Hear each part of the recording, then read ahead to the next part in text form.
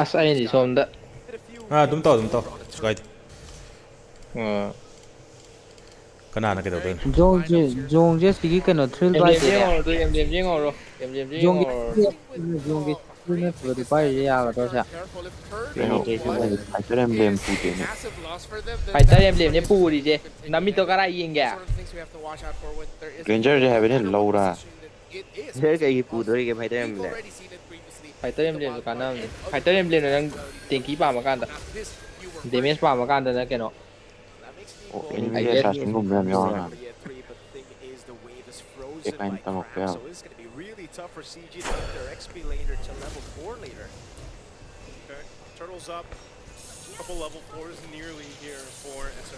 미니맵 용 미니맵 용 켈빈 골렌 용 렌저가 하리가 용 ꯃꯤꯠꯅ ꯖꯣꯡꯁꯦ ꯑꯔꯣꯏꯕꯤ ꯀꯩꯅꯣ ꯇꯧꯕꯤꯔꯤꯁꯨꯕ꯭ꯔꯥ ꯑꯁꯤ ꯀꯔꯤꯝ ꯆꯪꯉꯛ ꯉꯝꯃꯔꯣꯏꯗꯕꯅꯤ ꯀꯩꯅꯣꯒꯤ ꯀꯟꯇꯦꯛ ꯍꯥꯏꯁꯦ ꯅꯠꯇ꯭ꯔꯒ ꯑꯗꯨꯝ ꯑꯦꯗꯚꯥꯟꯇꯦꯖ ꯑꯣꯏꯌꯦꯕꯀꯣ ꯖꯣꯟ ꯇꯧꯕꯗꯣ ꯂꯨꯁꯟꯒꯤ ꯑꯁꯤ ꯃꯨꯚꯁꯦ ꯐꯖꯩꯀꯣ ꯀꯃꯤꯠ ꯖꯣꯡ ꯇꯧꯁꯦ ꯑꯔꯣꯏꯕꯤ ꯖꯣꯟ ꯖꯣꯡ ꯀꯤꯜ ꯐꯪꯒꯅꯤ ꯀꯃꯤꯠ ꯇꯧꯒꯟꯈ꯭ꯔꯦ ꯁꯣꯏꯔꯁꯦ ꯁꯣꯝꯗ ꯑꯃꯨꯛ ꯊꯥꯡꯗꯣꯛꯑꯦ ꯐꯖꯩꯀꯣ ꯑꯩꯗꯤ ꯌꯥꯎꯒꯗ꯭ꯔꯦ ꯁꯤꯗ ꯑꯁ ꯐꯪꯈ꯭ꯔꯦ 포비나네 ꯌꯥꯏ ꯀꯩꯁꯨ ꯀꯥꯏꯗꯦ ꯇ꯭ꯔꯦꯠ ꯑꯃꯨꯛ ꯉꯝꯕꯗ ꯑꯔꯣꯏꯕꯤ ꯔꯤꯀꯣꯜ ꯈꯛꯇꯅꯦꯁꯤꯗꯤ M7ꯅꯤꯅ ꯀꯩꯁꯨ ꯀꯥꯏꯗꯦꯅꯦ ꯕ꯭ꯔꯗꯔ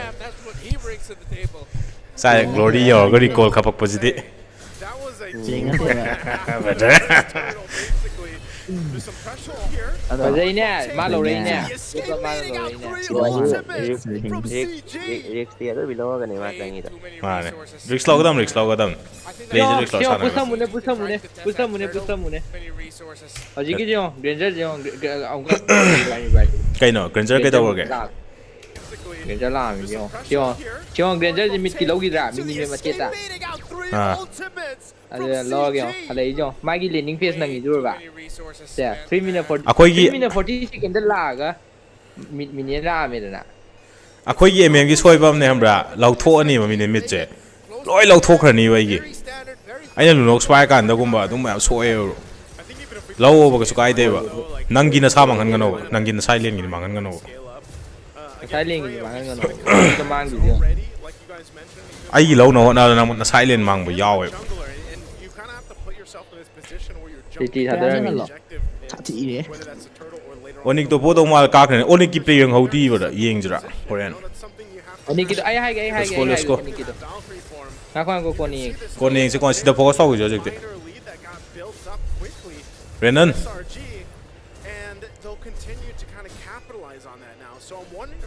ꯕꯤꯜ ꯄ꯭ꯔꯥꯏꯌꯣꯔꯤꯇꯥꯏꯖꯦꯁꯟꯁꯨ ꯌꯦꯡꯁꯦꯕ ꯍꯧꯖꯤꯛꯀꯥꯟ ꯀꯩꯀꯩ ꯇꯧꯅꯔꯤꯒꯦ SRGꯁꯤꯁꯨ M7ꯁꯦ ꯀꯅꯥꯅ ꯂꯧꯗꯧ ꯃꯥꯟꯒꯦ ꯍꯥꯏꯕꯒꯤ ꯁꯤꯒꯤ ꯇꯤꯝ ꯑꯍꯨꯝ ꯈꯟꯕꯗ ꯌꯥꯎꯕꯅꯦ ꯌꯥꯎꯕ ꯇꯤꯝꯅꯦ ꯀꯤꯁꯟ ꯇꯧꯕꯅꯤꯀꯣ ꯐꯣꯒꯦꯁꯀꯤ ꯔꯣꯇꯦꯁꯟꯁꯦ ꯀꯤꯁꯟ ꯇꯧꯕꯅꯤꯀꯣ ꯃꯤꯅꯤꯠ ꯊꯥꯗꯣꯛꯑꯝꯃꯒ ꯇꯇꯜ ꯀꯥꯏꯁꯦ ꯁꯤ ꯃꯤ ꯈꯔꯗꯤ ꯃꯤꯅꯤꯠ ꯉꯥꯏꯍꯧꯕꯅꯦꯕ ꯐꯨꯕꯪꯅꯦꯕ ꯉꯥꯏꯍꯧꯗꯤꯁꯦ ꯃꯥꯅꯦ ꯀꯔꯦꯛ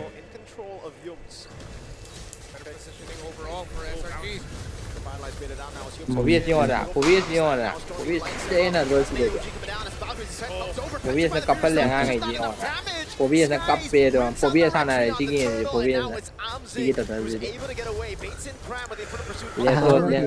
예서 하이다그래파 시용 뭐기 engage disengage 지용 아훔 탐마가 요 레닝 아몸 레이자 이제 머리 레이션 야 또데 시간한데 아이나 하이도 레닝 아니 빠이죠 미드가 보트가 빠이죠 디펜스 아마땅 라니 미드 빠이오 라니 보트 방어도 ꯃꯥꯅꯦ 2v1 ꯁꯦꯠꯅꯤꯀꯣ ꯇꯇꯜꯁꯨ ꯐꯪꯉꯦ ꯇꯔꯦꯠꯁꯨ ꯐꯪꯉꯦ ꯆꯠ ꯆꯥꯏꯊꯣꯛꯑ ꯅꯊꯧ ꯇꯧꯅꯕ ꯑꯩ ꯑꯗꯨꯝ ꯍꯥꯏꯗꯤ ꯍꯥꯏꯕꯅꯤꯅꯦ ꯍꯥꯏ ꯑꯣꯅꯤꯛꯀꯤ ꯒꯦꯝ ꯌꯥꯝꯅ ꯄꯛꯇꯕꯅꯦ ꯀꯩ ꯇꯤꯝꯒꯅꯣ ꯃꯣꯏ ꯇꯥꯏꯗꯣ ꯃꯤꯗꯤ ꯐꯨꯕꯤꯔꯤ야 ꯇꯔꯀꯤꯅ ꯐꯨꯏꯌꯦꯗꯥꯏ M7ꯗꯁꯨ ꯁꯤꯗ ꯃꯣꯏ ꯐ꯭ꯔꯦꯌꯥꯒ ꯀꯩꯗꯧꯔꯒꯦ ꯕ꯭ꯔꯗꯔ ꯐꯨꯖꯗꯅꯣ ꯀꯩꯗꯧꯔꯒꯦ ꯄ꯭ꯂꯦ ꯌꯥꯝ ꯋꯥꯠꯂꯤ ꯀꯩꯅꯣ ꯋꯥꯠꯂꯤ ꯋꯥꯔꯤꯒꯤ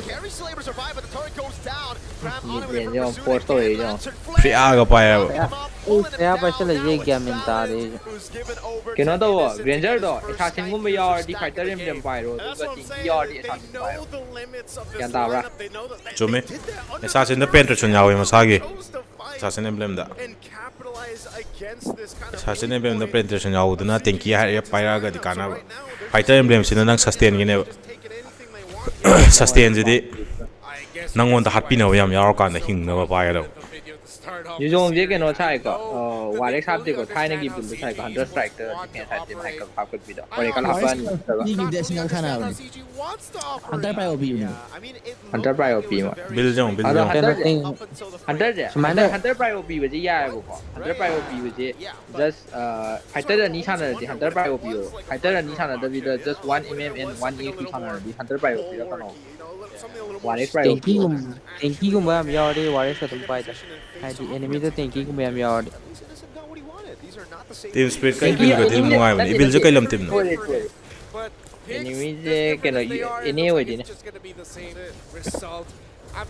에니 로말레시아로 malaysia ne nate ibil laba ibil yaw bro keno ta am sobianda 이빌라 너무요 아 포비에티오네 포비에티오가 ton fazai ri ta jo pai lite ꯐꯣꯔꯦꯁꯀꯤꯗꯤ ꯈꯔ ꯈꯥꯡꯕ ꯀꯜꯂꯗꯤ ꯅꯩꯕꯖꯥꯠꯅꯤꯅꯦ timing fajabaine pobes ngam mi jisna naiba ꯍꯣꯏ ꯍꯥꯏꯗꯤ ꯃꯥꯏ ꯑꯜꯇꯤꯃꯦꯠꯇꯣ ꯆꯣꯡꯊꯣꯛꯇꯕꯤꯗ ꯐꯖꯅ ꯄꯥꯏꯔꯒ ꯊꯝꯃꯦꯕ ꯑꯗꯨꯒ pai thame ꯂꯥꯛꯄ ꯉꯥꯏꯔꯒ ho ꯕꯦꯁꯦꯠ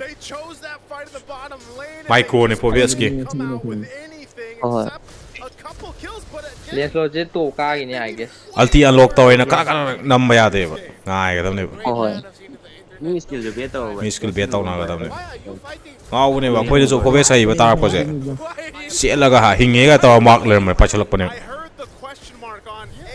marks lo hendam ꯑꯗꯨꯗꯤ ꯃꯥꯗꯤ ꯀꯩꯅꯣꯒꯨꯝꯕ ꯄꯥꯏꯕꯅ ꯀꯥꯟ koi indian server gi pobes ti alti nga lena dum nammani kiti gida ga gidan daga nammani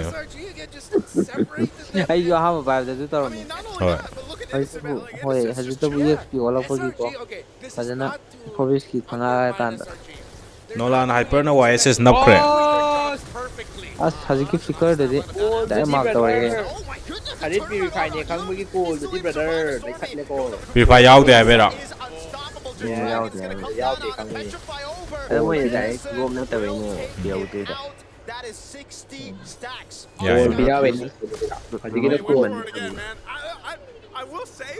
ꯃꯣꯏ ꯄꯤꯅꯔꯝꯗꯣ ꯀꯣꯜꯁꯦ ꯗꯥꯏꯔꯦꯛ ꯃꯤꯅꯠꯇꯅꯤꯍꯦ ꯁꯤꯗ ꯐꯪꯉꯛꯑꯅꯤꯅ ꯁꯦꯀꯦꯟꯗ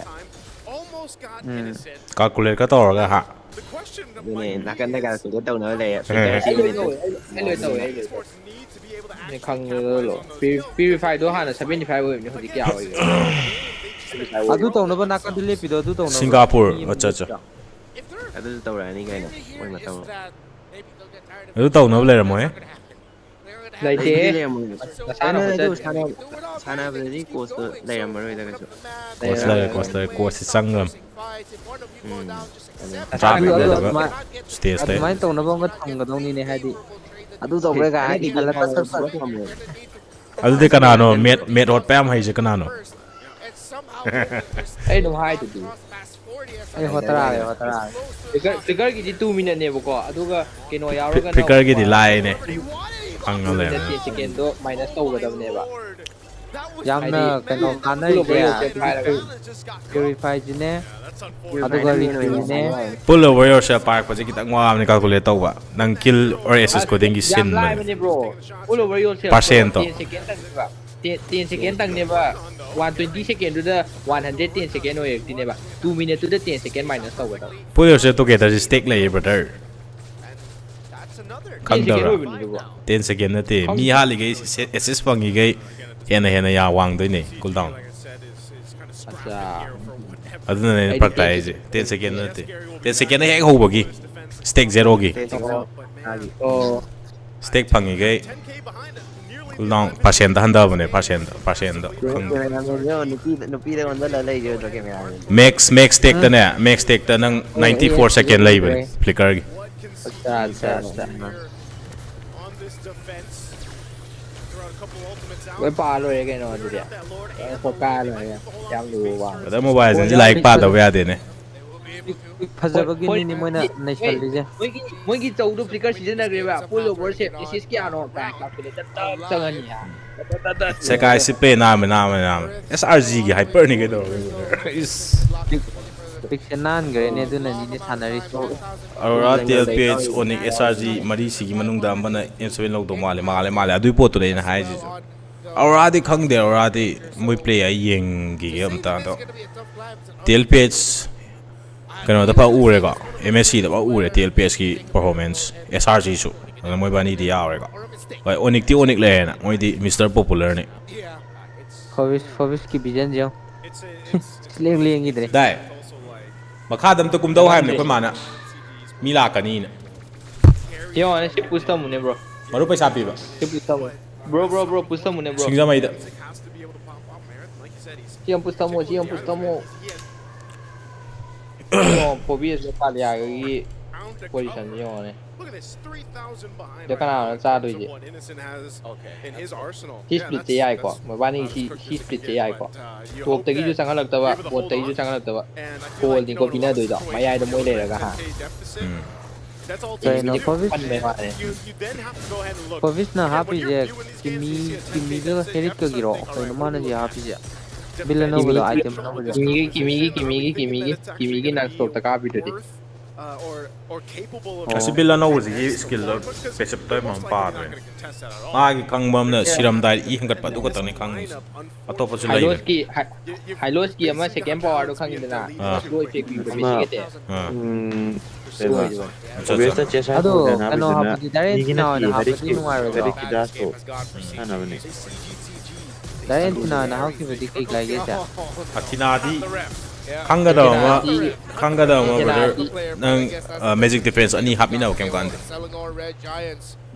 ꯃꯦꯖꯤꯛ ꯗꯤꯐꯦꯟꯁꯁꯦ ꯔꯦꯗꯤꯌꯟ ꯅꯠꯇ꯭ꯔꯒ ꯑꯊꯤꯅꯥꯗꯪ ꯍꯥꯞꯄꯣ ꯃꯦꯖꯤꯛ ꯗꯤꯐꯦꯟꯁ ꯑꯅꯤ ꯍꯥꯞꯇꯣꯏꯁꯤꯅꯅꯦ ꯅꯪ ꯑꯣꯄꯣꯅꯦꯟꯒꯤ ꯃꯦꯖꯤꯛ ꯗꯦꯃꯦꯖ 3 ꯑꯣꯏꯔꯛꯑꯕ ꯑꯗꯨꯗꯤ ꯍꯥꯞꯄꯕ ꯀꯩꯁꯨ ꯀꯥꯏꯗꯦ ꯑꯗꯣ ꯑꯌꯥꯝꯕ ꯃꯇꯝꯗꯗꯤ ꯅꯪ ꯃꯦꯖꯤꯛ ꯗꯤꯐꯦꯟꯁ ꯑꯃꯈꯛꯇꯪ ꯍꯥꯞꯀꯗꯕ ꯀꯩꯒꯤꯅꯣ ꯍꯥꯏꯕ꯭ꯔꯥ ꯗꯤꯚꯥꯏꯟ ꯒ꯭ꯂꯦꯞꯁꯦ ꯃꯦꯖꯤꯛ ꯄꯦꯟꯇ꯭ꯔꯦꯁꯟ ꯕꯤꯜꯁꯦ ꯕꯦꯁꯤꯛ ꯅꯪꯒꯤ ꯃꯦꯖꯤꯛ ꯗꯤꯐꯦꯟꯁ ꯌꯥꯝꯃꯤꯒꯩ ꯍꯦꯟꯅ ꯐꯥꯎꯖꯜꯂꯦꯕ ꯁꯣ ꯑꯅꯤ ꯍꯥꯞꯄꯒꯗꯤ ꯑꯅꯤꯗꯨꯒꯤ ꯐꯥꯎꯖꯜꯂꯛꯀꯅꯤꯕ ꯆꯞ ꯃꯥꯟꯅꯅꯤꯕ ꯑꯗꯨꯝ ꯑꯗꯨꯅ ꯑꯃꯈꯛꯇꯪ ꯍꯥꯞꯄꯒ ꯍꯥꯏ ꯁ꯭ꯄꯤ ꯑꯣꯏꯅ ꯋꯥꯍꯟꯈꯤꯕ ꯑꯇꯣꯞꯄ ꯑꯥꯏꯇꯦꯝ ꯍꯥꯞꯄ ꯑꯗꯨꯅ ꯃꯥ ꯔꯦꯗꯤꯌꯟ ꯈꯜꯂꯦꯕ ꯀ꯭ꯔꯥꯝꯁꯦ ꯔꯦꯗꯤꯌꯟ ꯈꯜꯂꯒ ꯃꯦꯖꯤꯛ ꯗꯤꯐꯦꯟꯁꯀꯤ ꯔꯦꯗꯤꯌꯟ ꯈꯜꯂꯦꯕ ꯑꯗꯣ ꯑꯇꯣꯞꯄꯗꯨꯅ ꯂꯥꯏꯛ ꯁ꯭ꯀꯤꯜ ꯌꯥꯎꯕ ꯄꯦꯁꯤꯞ ꯌꯥꯎꯕ ꯑꯥꯏꯇꯦꯝ ꯍꯥꯞꯄꯩ ꯋꯥꯔꯤꯅꯤꯗ ꯑꯣ ꯇꯤꯑꯦꯜꯒꯤꯗꯣ ꯑꯣꯏꯅ ꯌꯦꯡꯁꯦ ꯇꯤꯑꯦꯜ ꯁꯥꯟꯅꯔꯝꯒꯅꯤ ꯁꯤ ꯄ꯭ꯂꯦꯁꯦ ꯈꯔ ꯇꯦꯜꯗ ꯆꯥ ꯃꯥꯜꯂꯦꯀꯣ ꯋꯥꯟ ꯁꯥꯏꯗꯦꯠꯇ SRGꯅ ꯈꯔ ꯌꯩꯕ ꯃꯥꯜꯂꯦ ꯍꯣꯏ ꯀꯤꯃꯤꯒꯁꯦ ꯅꯔꯞ ꯆꯥꯔꯒꯕꯅꯦ ꯑꯗꯨꯝ ꯄꯥꯏꯔꯛꯑꯦ ꯌꯥꯗꯧ ꯃꯥꯟꯕꯅꯦ ꯑꯗꯣ ꯌꯥꯔꯛꯇ꯭ꯔꯦꯀꯣ SRG ꯅꯩꯕ ꯍꯦꯟꯕꯩꯔ ꯀꯩꯅꯣ ꯈꯪꯗ꯭ꯔꯦ ꯁꯤꯗ ꯃꯣꯏ ꯍꯥꯏꯕ ꯉꯝꯗ꯭ꯔꯦ ꯗ꯭ꯔꯥꯞ ꯐꯖꯗꯕꯩꯅꯤꯗ ꯃꯣꯏ ꯆꯥꯔꯤ ꯗ꯭ꯔꯥꯐꯇꯤ ꯐꯖꯩ ꯗ꯭ꯔꯥꯐꯇꯤ ꯐꯦꯌꯥꯔꯗꯤ ꯊꯣꯛꯏ ꯑꯇꯩ ꯐꯖꯩ ꯐꯦꯌꯥꯔꯗꯤ ꯃꯣꯏ ꯁꯣꯌꯨꯔ ꯑꯃ ꯄꯥꯏꯔꯝꯃꯗꯤ ꯂꯣꯏꯔꯦ ꯒꯦꯝ ꯂꯣꯏꯔꯦ It's over, bro. ꯑꯃꯗꯤ ꯁꯤꯔꯅꯤ ꯊꯣꯛꯑ ꯇꯧꯕꯗ ꯂꯦꯁꯄꯣ ꯆꯥꯔꯅꯤ ꯐꯖꯔꯦ ꯃꯤꯅꯤꯠ ꯌꯥꯎꯗ꯭ꯔꯕꯣ ꯃꯈꯥꯕꯨꯗꯤ ꯂꯩꯔꯤ ꯂꯦꯁꯄꯣ ꯑꯗꯣ ꯃꯤ ꯑꯣꯏꯅ ꯐꯣꯀꯁ ꯇꯧꯗ꯭ꯔꯥ ꯄꯥꯏꯠꯁꯦ ꯕꯦꯁꯀꯤ ꯏꯖꯧ ꯌꯥꯝ ꯍꯟꯗ꯭ꯔꯤ ꯖꯧ ꯕꯦꯁꯇ ꯕꯦꯁꯤꯛ ꯑꯦꯇꯦꯝ ꯐꯥꯎ ꯀꯥꯞꯇꯦ ꯃꯣꯏ ꯀꯥꯡꯕꯨꯁꯦ ꯃꯤ ꯑꯣꯏꯅ ꯐꯨꯏꯌꯦꯕ ꯍꯣꯏ ꯑꯩꯁꯨ ꯑꯁꯤ ꯁꯣꯏ ꯌꯥꯝ ꯇꯧꯒꯜꯂꯦ ꯈꯔ ꯑꯃꯅ ꯕꯦꯁ ꯐꯨꯒꯅꯤ ꯂꯣꯏꯁꯜꯂꯣꯅ ꯈꯔ ꯑꯃꯅ ꯃꯤ ꯇꯥꯟꯅꯈ꯭ꯔꯅꯤ ꯇꯧꯗꯣꯏ ꯇꯥꯔꯗꯤ ꯑꯃꯗ ꯄꯨꯟꯅ ꯇꯧꯃꯤꯟꯅꯒꯗꯕ ꯕꯦꯁ ꯑꯣꯔ ꯃꯤ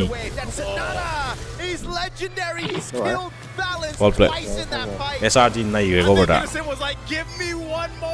ꯑꯣꯔꯦꯀꯜꯒꯤ ꯃꯦꯖꯤꯛ ꯗꯤꯐꯦꯟꯁ ꯍꯥꯏꯕ ꯌꯥꯗꯦ ꯕ꯭ꯔꯣ ꯃꯦꯖꯤꯛ ꯗꯤꯐꯦꯟꯁ ꯑꯅ ꯂꯩꯔꯤꯁꯦ ꯔꯦꯗꯤꯌꯟꯀ ꯑꯊꯤꯅꯥꯒꯅꯦ ꯃꯦꯟ ꯑꯣꯏꯅ ꯑꯅꯤꯁꯦ ꯃꯦꯖꯤꯛ ꯗꯤꯐꯦꯟꯁꯀꯤ ꯑꯣꯏꯅ ꯍꯥꯞꯄ ꯍꯦꯔꯣ ꯀꯩꯅꯣ ꯑꯥꯏꯇꯦꯝꯁꯦ ꯑꯣꯔꯦꯀꯜꯗꯤ ꯅꯪ ꯍꯤꯂꯤꯡ ꯏꯐꯦꯛ ꯍꯦꯟꯒꯠꯅꯕꯅꯦ ꯄꯦꯁꯤꯞꯇꯨꯅ ꯌꯥꯝ ꯃꯔꯨ ꯑꯣꯏꯁꯦ ꯑꯣꯔꯦꯀꯜꯒꯤ ꯃꯥꯒꯤ ꯗꯤꯐꯦꯟꯁ ꯑꯦꯇ꯭ꯔꯤꯕ꯭ꯌꯨꯠꯇꯨ ꯅꯠꯇꯦ ꯗꯤꯐꯦꯟꯁ ꯑꯦꯇ꯭ꯔꯤꯕ꯭ꯌꯨꯠ ꯌꯥꯎꯏꯀꯣ ꯃꯦꯖꯤꯛ ꯗꯤꯐꯦꯟꯁꯁꯦ ꯐꯤꯖꯤꯀꯦꯜ ꯗꯤꯐꯦꯟꯁꯁꯨ ꯃꯇꯦꯛ ꯈꯔ ꯌꯥꯎꯕꯅꯦꯕ ꯑꯗꯨ ꯃꯔꯨ ꯅꯠꯇꯦꯕ ꯑꯣꯔꯦꯀꯜꯒꯤꯗꯤ ꯃꯥꯒꯤ ꯄꯦꯁꯤꯞꯇꯣ ꯅꯪꯒꯤ ꯔꯤꯖꯟ ꯏꯐꯦꯛ 40% 30%ꯒꯨꯝꯕ ꯍꯦꯟꯒꯠꯄꯅꯦ ꯑꯗꯨꯗꯨꯅꯦ ꯌꯥꯝ ꯀꯥꯟꯅꯩꯁꯦ ꯑꯗꯨꯒꯤꯗꯤ ꯑꯣꯔꯦꯀꯜꯗꯤ ꯍꯥꯞꯄꯦ ꯑꯣꯔꯦꯀꯜꯗꯤ ꯗꯤꯐꯦꯟꯁ ꯑꯗꯨ ꯅꯠꯇꯦ TLPSꯀꯤ ꯀꯔꯝꯕꯅꯣ ꯁꯤꯗꯔꯥ ꯌꯦꯡꯉꯣꯅꯦ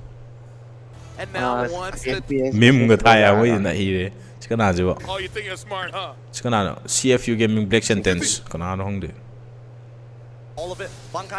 ꯇꯤꯝ ꯖꯣꯟ ꯌꯥꯡꯒꯣꯟ ONICꯀ BGTꯒ TLPS ꯌꯥꯎꯗꯦ ꯀꯩꯅꯣ ꯉꯁꯤ ꯉꯔꯥꯡꯒꯤ ꯑꯗꯨꯏ ꯃꯊꯪ 7 ꯃꯦꯠꯆꯇ TLPS 7 ꯃꯦꯠꯆꯇ 7 ꯃꯦꯠꯆꯇꯗꯤ ꯑꯗꯨ ꯁꯤ ꯀꯩꯅꯣꯅꯦꯕ ꯁꯤ ꯄ꯭ꯂꯦ ꯀꯩꯅꯣꯐꯥꯎꯅꯦꯕ ꯃꯦꯠꯆ 1 ꯃꯦꯠꯆ 2 ꯃꯦꯠꯆ 3 ꯃꯦꯠꯆ 4 ꯂꯩꯔꯦꯗ ꯃꯦꯠꯆ 5 ꯃꯦꯠꯆ 7ꯗ ꯑꯗꯨ ꯀꯥꯏꯗ ꯁꯥꯟꯅꯗꯦꯕꯗꯨꯗꯤ ꯍꯧꯖꯤꯛ ꯀꯩꯅꯣ ꯅꯠꯇ꯭ꯔꯣ ꯁꯥꯟꯅꯁꯦ ꯐꯜꯀꯟ ꯌꯦꯡꯉꯨꯅꯦ ꯑꯁꯤ ꯂꯣꯏ ꯁꯥꯟꯅꯗꯣꯏꯅꯦ ꯑꯗꯨꯒꯤ ꯁꯤꯅ 이빌 e스포츠가 그나가나 팀 스피릿가 시즌 파자 야기면 가나 ꯑꯩ ꯌꯦꯡꯉꯛꯀꯦꯀꯣ ꯑꯩ These are two picks that usually just do really well against the Nolan. 헬로 해니 그더래 One shot decided to play hard mode here. Nice. 라예 Yeah, 아이스름 this is 떠리에 one of those situations where you're just not like, 아 I don't know if he just didn't have much to dig into. 아두 짜우덤네 에이 좀 너거나 타라 야네 When we've 아이 seen 아리브도 I mean, Nolan in general just hasn't performed too well. 오케이 ever 오케이 오케이 since the change. 나래 나가야 아니나 좀 He 너 was 타비렇게 struggle inside of the jungle, so I feel like, you know, Oh, for this to work, tamam. yes, I mean, even looking at the bro lineup rating here, it's gonna favor evil just because of Aurora what we're talking about here. And I feel like the Tigreal too was a great kind of spring on Philippines. this like already great live 다 락도 이제 호주제 베스 원라 마네 배서 스위스 오 스위스에서나 아무엄당 택난도이네버가 아 스비코에 와티 와렘 강강기니네 Box everything. We were looking for a six. 엠사벤기 리밀코나 바이가니네가 그래요 미국은 인디아 사버티 시대라면요 1967 PS 사내가 있죠 오니키 eng자라 this push from the Lord. 원이 Masai 기도 dia.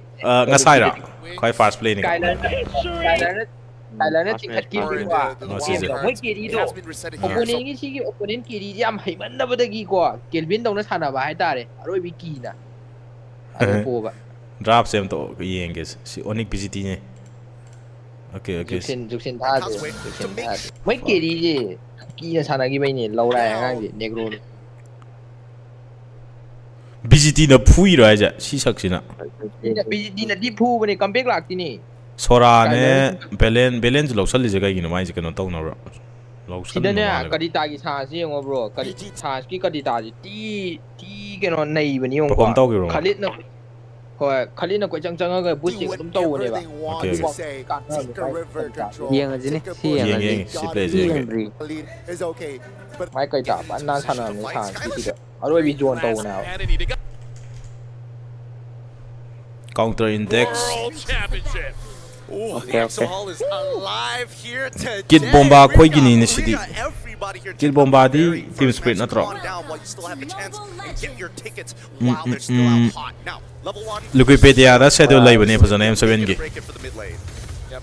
Okay, Right now, okay. looking at the junglers, they're starting on opposite sides, which Asi something mid that we kiji have ulak seen kada in ni. wildcards. If we see Yeng this, go we mid gotta be na sana careful. ba. Redena Armor gi perception Redena Armor gi perception na nangwanda magic damage lai khutin gi defense tak hingatte samna har continuous damage sangai gumba machi lak pase magic damage machi lak pase sida hena defense wang deba Athena sil gi only burst ki Redena Armor na continuous damage type Athena sil na burst ki Look at his exit is ai putting pressure keno onto the akwai team, MM because do he needs minimum vision yung ko to know whether Kyrie is Bot in kiji Kaya- position or not. At this point, Yeng- the EXP Yeng. as well as gold laner, they gotta give Yeng. to know whether it's safe He to playing actually take some camps away or not.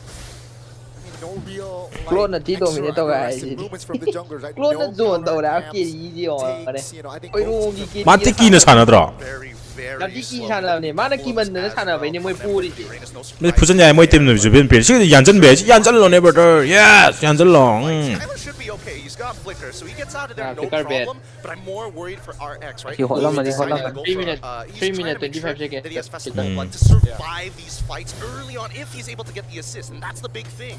When is pro he playing gonna ni find karam kan ro te chana ge na ko total dai tang oi dong ma len kan len tha dok na de ko nam to harley da yam ka na pok to ga di tha do go mid ji keno to mid ji strong loi pai du gi fast player da ko tong That's gonna be shadow kill Sida pop. EXP sa to ki jam ti ba sa to je. That's textbook in the mid lane. ONIC trying Yes, he to find pang yam TT. compensation.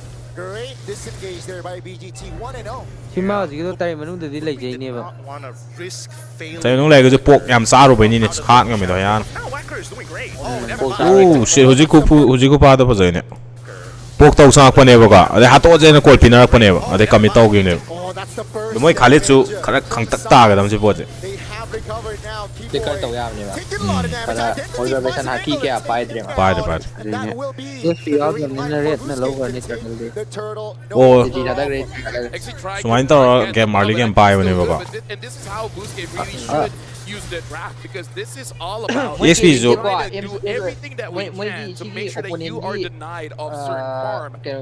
MM จะหาเช่นนี้มา M จะเป็นขลับก็แล้วเรานั่งการอะไร M7 เอาปะmayumgi my village ki ticket pi gane ga It's probably all boosting. Oh yeah, it's about pressure, right? กันมาจริงนะฮันดาด้วยมั้ย yeng jeng moi di kai masing handa na khang de Pero they boost them by lane.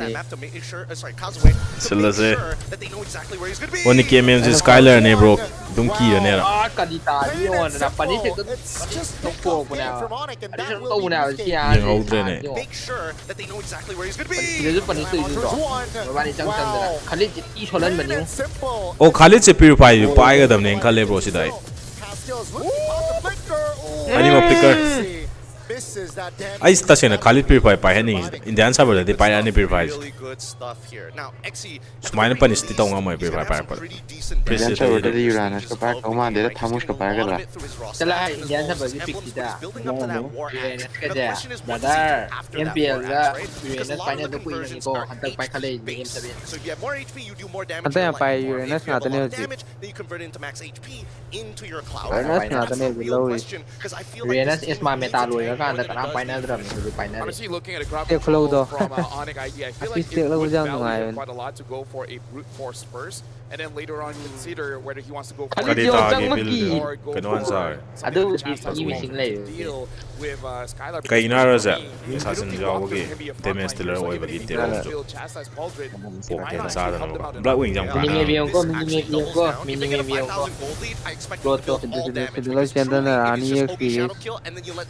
Xe just try and clear up. Kita Now, Uranus dum bihor di It's kau. quite tricky, right? Means Mali BGT wala yung dito. need more control in the early game. Seems like they're more proactive for the second neutral Ulak objective. yan, ulak Remember, yan. ONIC, they lost that Well, first turtle, so marking they're looking to yung- equalize here. Boy looks for a jump. Kaya BGT hypermark to, able to hypermark hold to. formation on it, To, though. tragan to. Now starts the Panis turtle. naman tong ninyo, ganun panis to Kazue video niyo. is May decision still niyo. on the purple buff.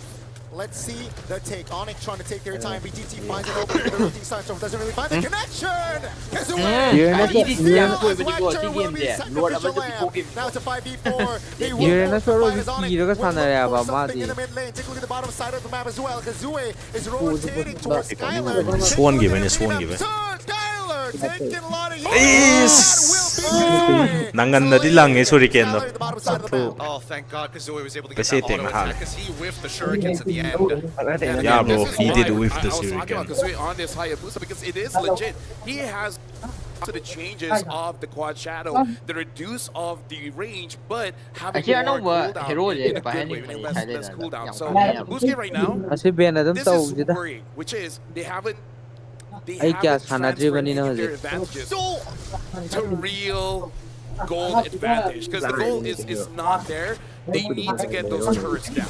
Feels like a 3-game Dan. right now. It's a 2v1. Stun niya. Regards lord. Ay, enemy at Lutpi. enemy at Hasan or Debus adam pai lane. Lulpi ti kul li jagay no si Mets eh. Waste that flicker. Okay, Prod, now we gotta Medyo see tinggal how tum niya. close is Lulpi ti kun ma si Mets ta na openin haiba akain haiba na te kuman spoy win. Uh-huh. And Ay, right magi now, play it's tao. looking like a legit perfect game, but here comes the dive. 2v1. Yeah, it seems like the purifier Cannot will over move that. early. That will be enough for RX to get to safety. Switch this way, Sandstorm, flicker as Eh, well. Kristo, On di an gift ka rin, di. invade. Predict dito, dahil po. To his death. Yeah, That will but henzale mo ito. picking up Kusi kito. his first Keri kill in the game. purify naman siyan kito. Talk po di yadre. Khalid lag tat a kito. lot is going on here. What would have you done in that situation? I'm Kyrie, you're a key boy. What do we do? Is it sacrifice or luck? Because I feel like there was an angle that both of them could have lived. Yeah, for sure. But hold on, I actually Yo, have to wait. look at the difference here. Good deal, 880 good gold deal for na. May Kazue. hindi And this nagiging time he's lag actually not going for Kadali that lag sky pa niya. piercer. It Kadali looks na like always he's time slow gonna rin go na. for a war Wait. axe instead. Uri. In terms of what I would do, Dito rin I would ba? do what Kyrie did. Alag So, ba? you know what? Ang mo di You're sita done. talaya doon. I'm out of Lagi here. nang suka no taro ko. 1,000 gold on the gold leaner as well. Turtle lane do tadi lane switch to And this is something Dari, that dari. we Ako'y nakala din niya. earlier, which Ako'y is Ako nakala mo din ba yo ba? This have a bit of struggle when it comes to the best of one. Not saying it's over just yet, but a Boostgate, Wala that jo fight momentum low ya, from tadi nga Wildcard dun is dai. carrying over here in Swiss stage. I think right Enemy now do the biggest difference ubang that am we're there seeing between ONIC ID is that and Boostgate. Kaiji ko science kaya orde ore. Onyx Skylar yaw po day play pa moving zare. across the map. They are Ha na mapayam mo do kari mo ming do. in the map. BW. Executions. CW 마주 산사나. And you can clearly tell when those moments happen, right? They're a little bit slow to actually catch the wave, but when they make a decision, Kaigiно hangde ma lau thok it's da an ma ka executive soi gidam. decision. Ma Everybody's able to assistant focus coach one. tala And yun. I think right now they're waiting for that one moment that Moose takes drops the guard for that Sap na te ba course long noi na assistant ga. Especially around the board later on. Speaking of players go RX, Kazooie Analyzer way, is bro. top Assistant eight. coach Kyrie way. is following up, but again, the difference between him, Kazooie, and RX is a bit too big. Now, the thing about Blues game, the scary thing is they scale as well. Sabero CW na kanano gine CW na Scaling Claude. CW team ko Sabero zo ONIC ne. Even if CW zo Claude ONIC. has that win of nature, ITPS la. it doesn't help much. Not ID nga ta ne ba. Tianga meso I wish it was more uniform, but hey, that's just the game, CW right? toga But BGT Sabero seems like the tangamba Riverline, Sabero especially toga when they are moving as four, they just dominate one quadrant of the map, and as soon as they move to the other, that's when Keyboy and Suns have to make choices. Great calculations there, but yeah, you can see that BGT just CW flying game ji dio ne me pressure ga de bai ne thok ko sung am de outmost advantage, right? And KD je yong ko KD je noi ki khodo khong ni yong ko koi Spazare sora je ui thu finds the connection, and the formation of ONIC is dismantled. Paragi Tienge Finds is a kill. flicker. It's a 5v4 now. RX Tingi jo joins. tiyo bane che BGT Asmara. stall. Let's take the turrets ai down. tiyo I was gi about stan to gi say, lo Kaya yep stream time no even to suggest to on why live stream to Android ai computer de to OBS ta hang de Android kide enemy je me It's not like he was like CC immune or anything, but she is. But one tanky Prism. boy, what a counter engage here, and I'm surprised. Out of all people, Identity walks away with majority of his health still intact. Yeah. And taking that rough waves coming in from Kadita. Yeah. Not as much damage as the original Kadita coming in from Sans, but it was more than that. enemy je MM na fela tara brada Differences that we're koi starting to see KD na with soi the di ni 1.5 KD game na ro are wiki na sana di ni already ada complete. 4 di ni Skylar half a component away. Okay, they gotta be aware of that. 4.6 goal difference down ne wang moi ya thi dom ne do rom ne ti tau re je koren no Amam to e moi pula Supposedly went Kyler na na chingat ban towards identity. ke ju space phang jai ne farm tau no ha Desperation play, hoping Yona, to tayo lose ka the jo, state free na coming in matong from na low Sans. rin. It's like, oh no, we caught the guy with the Ay, very side fight, and E, everyone daw. comes in, and then ONIC Go will with be it, prepared for that side counter E, engage. But I feel like even they were surprised, XC coming in with the shifting wings, Oh, getting all four. So I feel like they were trying to bait, but XC was just TL me how ro bane free the oi namme kai no sidia free the oi no namme TL go yeng sine brother Busquets got the 6 Now they want to apply pressure in the mid lane. Will they look for a fight? I don't think Yeah, so. yeah. They're half is brother hai jal le hầu đấy cái này minute tari ka tha le BGT. Doesn't matter. Right, 26 minute mark. You know, they ONIC no 7 killer man to 5 killer ne moi tang hal le Up for those big engagements. ONIC And no the same sidai can ki be comeback said lak about ba hore ba moi turning point je yeng ge bai so lak pa gi as well. 6.8 k 6.8 k ne ba hele ONIC IT find a Sigi ta dal je ha Sigi lord je ha kai di di And we've seen that no both na di turrets, sina both te purifies ta wale Matangida. Matangida. Adu zu haya adu zu riti ka test na te ko Kazooie has not shown the map though. ONIC, they're questioning here. Where is Kazooie? Should we fight? Should we take more? Hai da, So they why make it, Busquets, they they- understand that 7,000 Makagi gold. da So makagi let's da just take this Lord dance slowly. oh si lord sidai ra Nate lord ama wali adagi Don't want to lose a free inhibitor. Top side as well, also building up a pretty good wave. ye wana na cloud ki split ye wana na goal Push ma lo it lo hard. khat This bini is the ida ne perfect ma position tik for khala Blue Skate Esports. I feel like for ONIC ID, they're waiting for Mang rồi RX bà, to key get boy so có science close cả. to Loopy that Keyboy hore can hore Mount Chalker here. That's Moi why na they pop. khalite Oh my dum bar goodness, so Keyboy ko ne wa obliterated as BGT. Two big petrified by Sans, but great Khalid ko reaction to on the flicker with the no top boots. After Beraga. the immunity, Kazooie taking the Lord. BGT si ba ngam mi Khalid mo ka- na executed. Now Sans is a juicy target, but purified great purified damage. ba ni ki pa ni so ni Kazooie finds the angle to shut Sans down. pidana Folding right back. Oh, wait. oh shit second skill flicker With the Sora. This is why. Skyler jo Maning thama maga.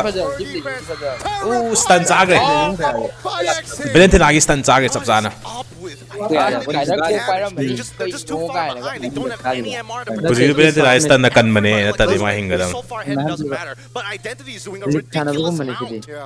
I would say again, they're playing perfectly here.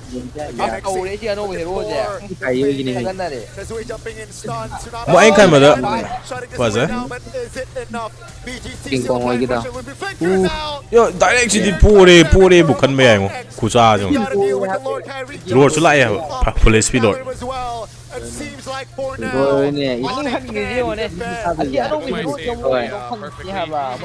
Moi makha lo ning bani su this guy. Sida matam ko injang ge. Makha lo ru sia ro. Adum punasan babu dia we mamang thang ga base rom do ina asigi makha inhibitor tare che launa wa ngai minen thagat na ngai wadadi moi manga ma pun gre ONIC thola ga lo mahin kala do ni sai krano sat khre da identity valentina RX is not able to contribute enough, but Athena ga hap fu bone Skyler na Athena hape ba Valentina kai kai cha jana Athena hape ma mi si bai halin so far this does mean that Kyrie will actually be last item ne happy je brother ka chukai di my core item la yaw ji de because there's no front line, right? So he wants to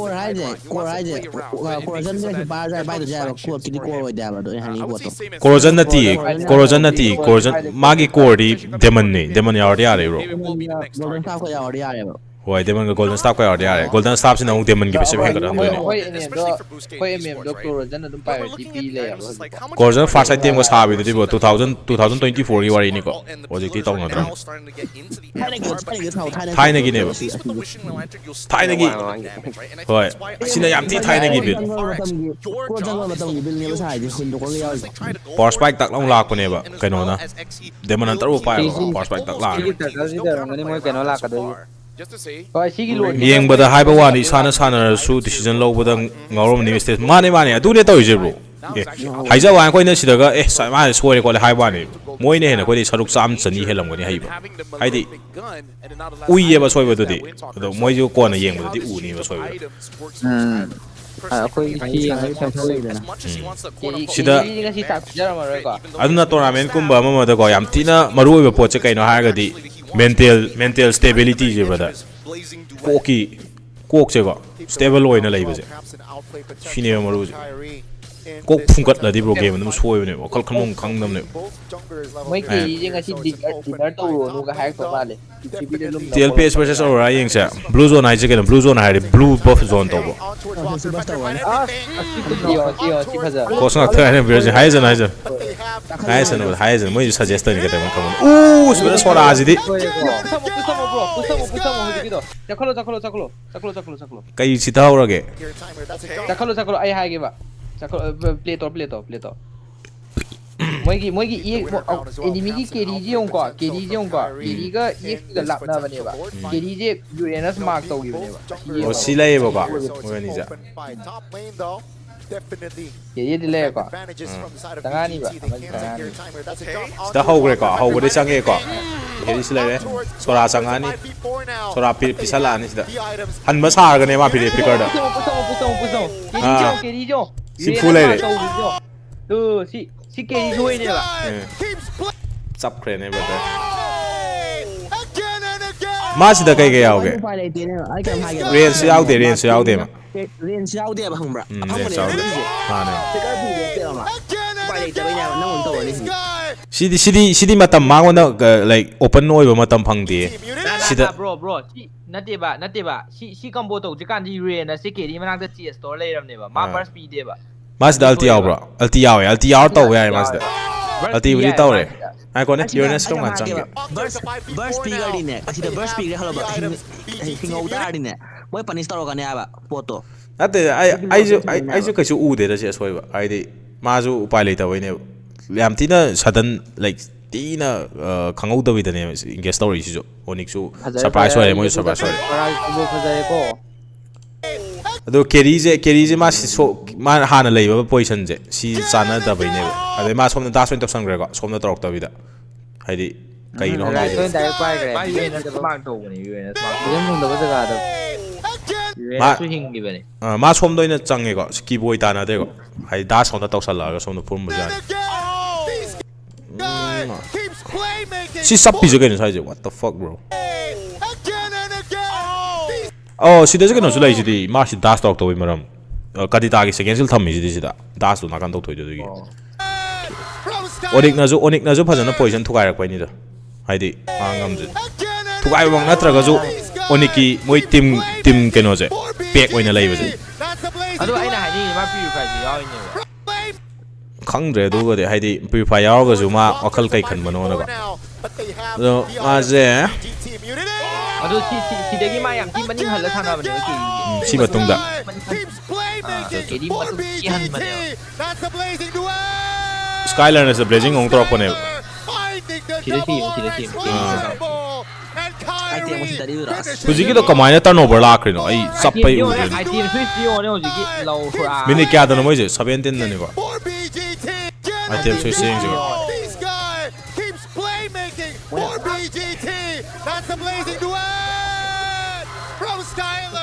Finding the double RX vulnerable and Kyrie finishes him off. Oh man, Kyrie and Skylar look like identical twins at that 2v1 Tarik nampak lomdabadaynewa nga. But their push and pull was immaculate to keep them both alive in such a terrible scenario. Either way, Onyx the damage, and this is great because that score has even up to 13. The Lord already spawned. I'm sorry, I need to replay. ꯑꯗꯣ ꯃꯣꯏ EXP ꯁꯨ vision ꯄꯤꯕ ꯌꯥꯕ ꯅꯠꯇꯕꯅꯤꯅ ꯈꯜꯂꯤꯗꯨꯁꯨ ꯌꯥꯝ ꯍꯦꯃꯟꯈ꯭ꯔꯦꯅꯦ ꯆꯪꯕꯗ ꯋꯥꯠꯂꯤꯅꯦ brother ꯅꯣꯏ ꯀꯥꯏ ꯐ꯭ꯌꯨꯆꯔꯒꯤ ꯂꯥꯜꯂꯣ ꯅꯣꯏ ꯌꯦꯡꯉꯤꯗꯨꯕ ꯄꯥꯔꯇꯤ ꯅꯥꯀꯟꯗ ꯐꯣꯟ ꯑꯝꯗ ꯌꯦꯡꯉꯣ ꯕ꯭ꯔꯣꯗꯨꯅ ꯌꯥꯅꯤ Well, because even when I played Jushin myself, ꯁꯤ ꯅꯨꯄꯥꯅ ꯐꯨꯗꯒꯦ ꯇꯧꯕꯅꯦ ꯑꯣꯅꯤꯛꯁꯦ ꯁꯤ ꯅꯨꯄꯥꯅ ꯌꯩꯒꯦ ꯇꯧꯕꯅꯦ ꯑꯣꯅꯤꯛꯁꯦ ꯁ꯭ꯀꯥꯏꯂꯔ ꯍꯣꯏꯁꯦ ꯁꯤ ꯀꯅꯥꯅꯣ ꯈꯪꯗꯦꯅꯦ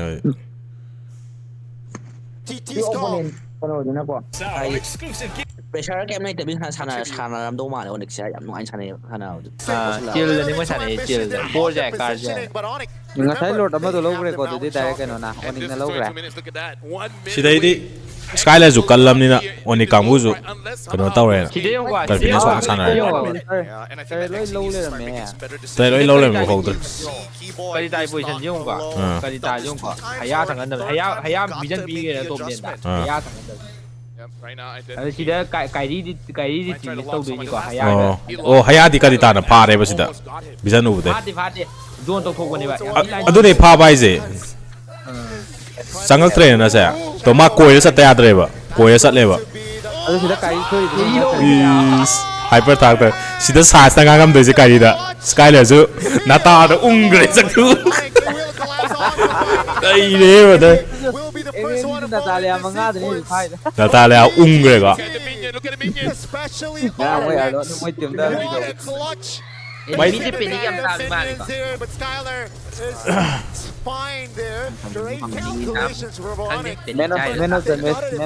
ꯅꯠꯇꯦ ꯕ꯭ꯔꯣ ꯃꯣꯏꯒꯤ ꯕꯦꯁꯀꯤ ꯀꯟꯗꯤꯁꯟ ꯃꯁꯛꯁꯤꯒ ꯂꯣꯔꯠꯁꯨ ꯄꯤꯊꯣꯛꯏꯅꯦꯕ ꯍꯥ ꯑꯗꯨꯒ ꯑꯃꯨꯛ ꯀꯥꯗꯣꯏꯅꯦꯕ ꯒꯦꯝꯁꯦ ꯕꯦꯔꯥꯅꯦ ꯁꯤꯗꯕꯨ ꯂꯣꯏꯁꯟ ꯉꯝꯖꯗ꯭ꯔꯕꯅꯦꯕ ꯑꯗꯨ ꯃꯣꯏ ꯃꯤ ꯁꯤꯕ ꯃꯥꯏ ꯀꯗꯤꯇꯥꯒꯤ ꯃꯦꯞꯇꯨ ꯑꯩꯅ ꯅꯩꯕꯅꯦ ꯌꯥꯏ ꯆꯦꯛ ꯇꯧꯔꯤꯁꯤꯗꯤ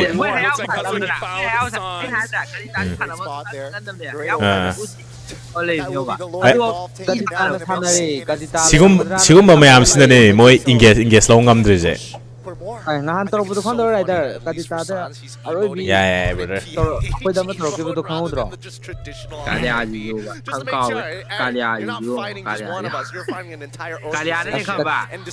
ꯌꯥꯝ ꯂꯥꯏꯊꯣꯛꯅ ꯁꯥꯟꯅꯕꯁꯨ ꯅꯠꯇꯦꯗ ꯄ꯭ꯔꯦꯁꯔ ꯆꯥꯕ ꯉꯝꯒꯅꯤ ꯂꯣꯔꯠꯀꯗꯣ ꯃꯤꯅ ꯂꯧꯈꯤꯕꯗꯨꯗ ꯇꯛ ꯂꯥꯎꯅ ꯄ꯭ꯔꯦꯁꯔ ꯆꯥꯕꯩ ꯉꯥꯎꯕꯒꯤ ꯗꯤꯐꯦꯟꯁ ꯈꯨꯇꯧꯁꯨ ꯌꯦꯡꯁꯤꯀꯣ ꯑꯣꯅꯤꯛꯀꯤ ꯂꯦꯟꯁꯦ ꯌꯦꯡꯉꯣꯅꯦ ꯂꯦꯟꯁꯦ ꯑꯗꯨꯝ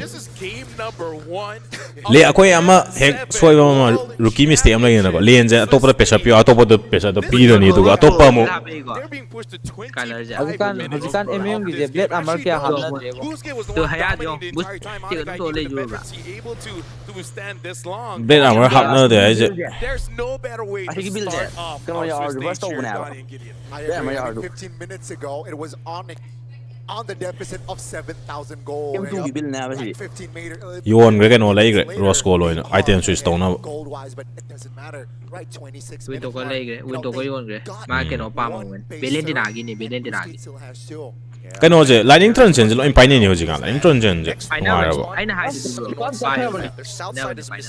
ai na hide di yip de ju pai re ba lightning to skill lam ta pa ta le lightning gi mamut ta na brother kaditazu makhada ising tham mi don adara kwam da thana re no kadita thana re blazing je Uranus se songjal le space speed ne moi team gi jaga chuna te ma si songjal le space speed ka chu kai de ko lu pin toi tho so good at switching between auto attacks. It's Window actually ko crazy. lay He just maxed out damage the whole way. game je bro sidi ONIC na meko yam tina sana wai ni ne It's crazy. Boy. And Skylar, he's just taking Come back he lag doesn't nam mind it. He has the auto attack speed. He has the natural life steal to get back up to full HP. 34 second And low Kyrie, burn ida. he's now getting a Lord hostile Dilla. against the raw burst of RX. I gotta say, man, Keyboy is nasty. Like earlier, maybe just warming up, just getting used to being back on stage. But my goodness, once he gets his groove back, Yeah. dude, like Minin stick anyone tao in li jong. seconds dies. team ngai ra ga no yan ta de Like, team ngai ma Minion fight ni minion fight ni stick tao li minin Throw boy and key boy. They're struggling for possession. They're like, no. sida loy san bra game Don't ja throw boy. Stay back. to thola loi ba This is interesting as well. ONIC ID. moina lord ong tang da lo san doi ne ma ha Udah karena ini Aurora. lord home long nei lord If somehow Busquets, kari wa ss specific yang ho ji kira oh my goodness, like kari wa ss specific kai dau gi ge only have as keno duni ba lord pu bai do ro ni bro lord phu da ma kai dau gi extraordinary warming up, just getting kem used tau to de da the adum normal mechanics me am on do na stage. fast forward do adum phang bu tak tak tau ga do ati dum tau You're just Yeah, unfortunate yeah, enough to be. ni je kadi tan ke keno ne ba magi minion ti khambat tari mum He de has tangan the da flicker, has to ha conceal mai ma pop to tip already. No minion do immortality tari though, so na te bihan da gotta be ma more calculated there, Keyboy. The Lord though. nak na freeze tam ba We gotta look at XC as well as Walker. Lane nama They're engaged, minion can nama make it break. thado kare. Look at Causeway, right? He's trying to find an off angle. le ram na do ro ga ni le na ni na ma kan Oh, Free fire nam Sounds rega. triggered in the mid lane. It's Us whiff. tata lihat tu kare Fly out sih. towards Walker's base though. Take a look at the base. It's so Ah, low. Skylar, this is Luffy kinda falls, but Okay, down okay. goes. ho ji gi do science em tau na te adu da ju pressure hape man 1000 ma du da ga Iwai kan. Wow, what a mi do pressure ka sa you go. skill mix at ne ma Make yourself look good. Winter crown. And Keyboy guess what? ki Everybody's keyboy looking ki pick for up this tu whole na time. na Everybody tahu else is just dah. punching Oh, mai through put their the hand. wide. Yeah, brother, yeah. Surprise, Busquets didn't go for a kai di ge sana ga ya la ga ti chi ga mi ngon da pi tho Everyone kind of expected Sak thu. ONIC to win. But Bro, mà tôi But làm not like làm this. gì đó. wow They had to work for it. Wow. ni wo sa ne je i game je la sha yu cha ke no ban sana ba ba Skylar ga na ha video da mai do to do u le ke ni ga tang ne sense ne moi team gi matam ro bi lobby gi do ji ge And I like that they mentioned, push to ho ngam ju de feel like no fighter da lo wrong fighter for it. They do feel like they're ready for it. Whoa, by the way, we got someone's birthday. We got a surprise. light Happiest birthday. Light 44 ne. God, it's your boy's birthday. Nice. Birthday to Anh just mà em tu. cái này birthday no birthday to you. cái nào chứ bộ Happy ทำไมนะทำไมอีกวนจะที่ทำไมอีกวนเธอชีวิตทีมแรกเรากินแน่ฟุตบอลจะชีวิตแล้วเลยฉันจะวิจารณ์นี่นั่ง That's your boy. So Karena ay ball sana tu free kali le sana dia. I have boys as well. But ibil ga team switch ka yang That's my boy. Ay humang tana sana bi wani ke doge. Ay humang tawa ju. Agar jan ni. Ay man ta walking je lo. À, pung tu dia ka kya tu no koi tum midam te khallo ne na. just a little bit late. Bro, so my IG yaning bro ne. Kaya no. Ama dala ka dara bro. I think the king from the masama bro. Delay the game here while waiting Zixora to get back up. Ati wang do. Oh, king to mai to bak zero way. Kay sana ri kya. Two early spells from the EXP Bankai. Where ibil mang re. Play kya do moi do ba. CFU gaming. Iku India ki team to thok tri bo. Ibil mathang keno da keno gi mamang da SRG mamang da. SRG mamang da ra. Sije. Oh, ibil cha re. Team spirit na phu. Kit bomba na phu re. Kit bomba ga sawo sunset lover. Ibil gang mu le ang kang de. Kangi sawo je kangi sawo hiko si kangu je kangi. Moi di team spirit ne. Team spirit te kangi ngai no. Ni bai bodon ro si an ja. Ming chat pani team spirit je. Team spirit ti kulai ko iram ne lai rak pa moi linga dum lai rak pa. Tiger ga pai thai si de powerful je. First turtle loi gar bo moi ja. First loi gar. Yang je kaino first turtle. Yang je. Kamai pa. BN je ke lens roll ka kalia ga yip ka to re. BN je pheni je dum tha dok tre ko. Pheni je one shot ni to je. Say it na sunset lover ja. Nola hyper na ne napi nola hyper na. Nola kan mani ne. Nola kan mani bro. Nola puram me ne go. Bro, hujik itu skill phasai ne pula pal skill lo tu kamai si ri no te mes kana pi da ge. Si no ko pal le magi alti tha da le. Magi alti ye ma sujala bu do. Nate. YSS Nolan de loi pal ha YSS alti ga. YSS alti ga target skill lo pal ne ha wa hani poche. Aduga kamai si ri no. MSP na ba lai train ne. P na lai train. Hoi, chau su lak pai ne, chau su lak pai ne. Ya da. Adagi nola ma sa su ka tang Thamai thana ga da ne ba mamang ki hero. Skylar ga puna ba da. Hoi, thamai thana ga da ne ki ping ga da ne ba. Ma di ping ga le. Ki to ni ma. Skylar du u ge ki da ba. Main hero. Play ho di yeng chi je. It's Edward the XP. Team Kite, happy birthday again. How three brother. UA in the mid. Showcase ne si de. And Jolmin Kai. Kana Aurora ga ro TLPS ka cha. Shit. Play no wine ni de. Play no wine. Jadi macro nga ta ni than. Chi da di brother. Play de yeng ba ya le ka. Thì final trang ka do team nga ta ni ne. MBL final ni đi. And I thought that the pressure would get to them, but ever since we've seen them all throughout, they have had to be around. Welcome into the arena of the coaches.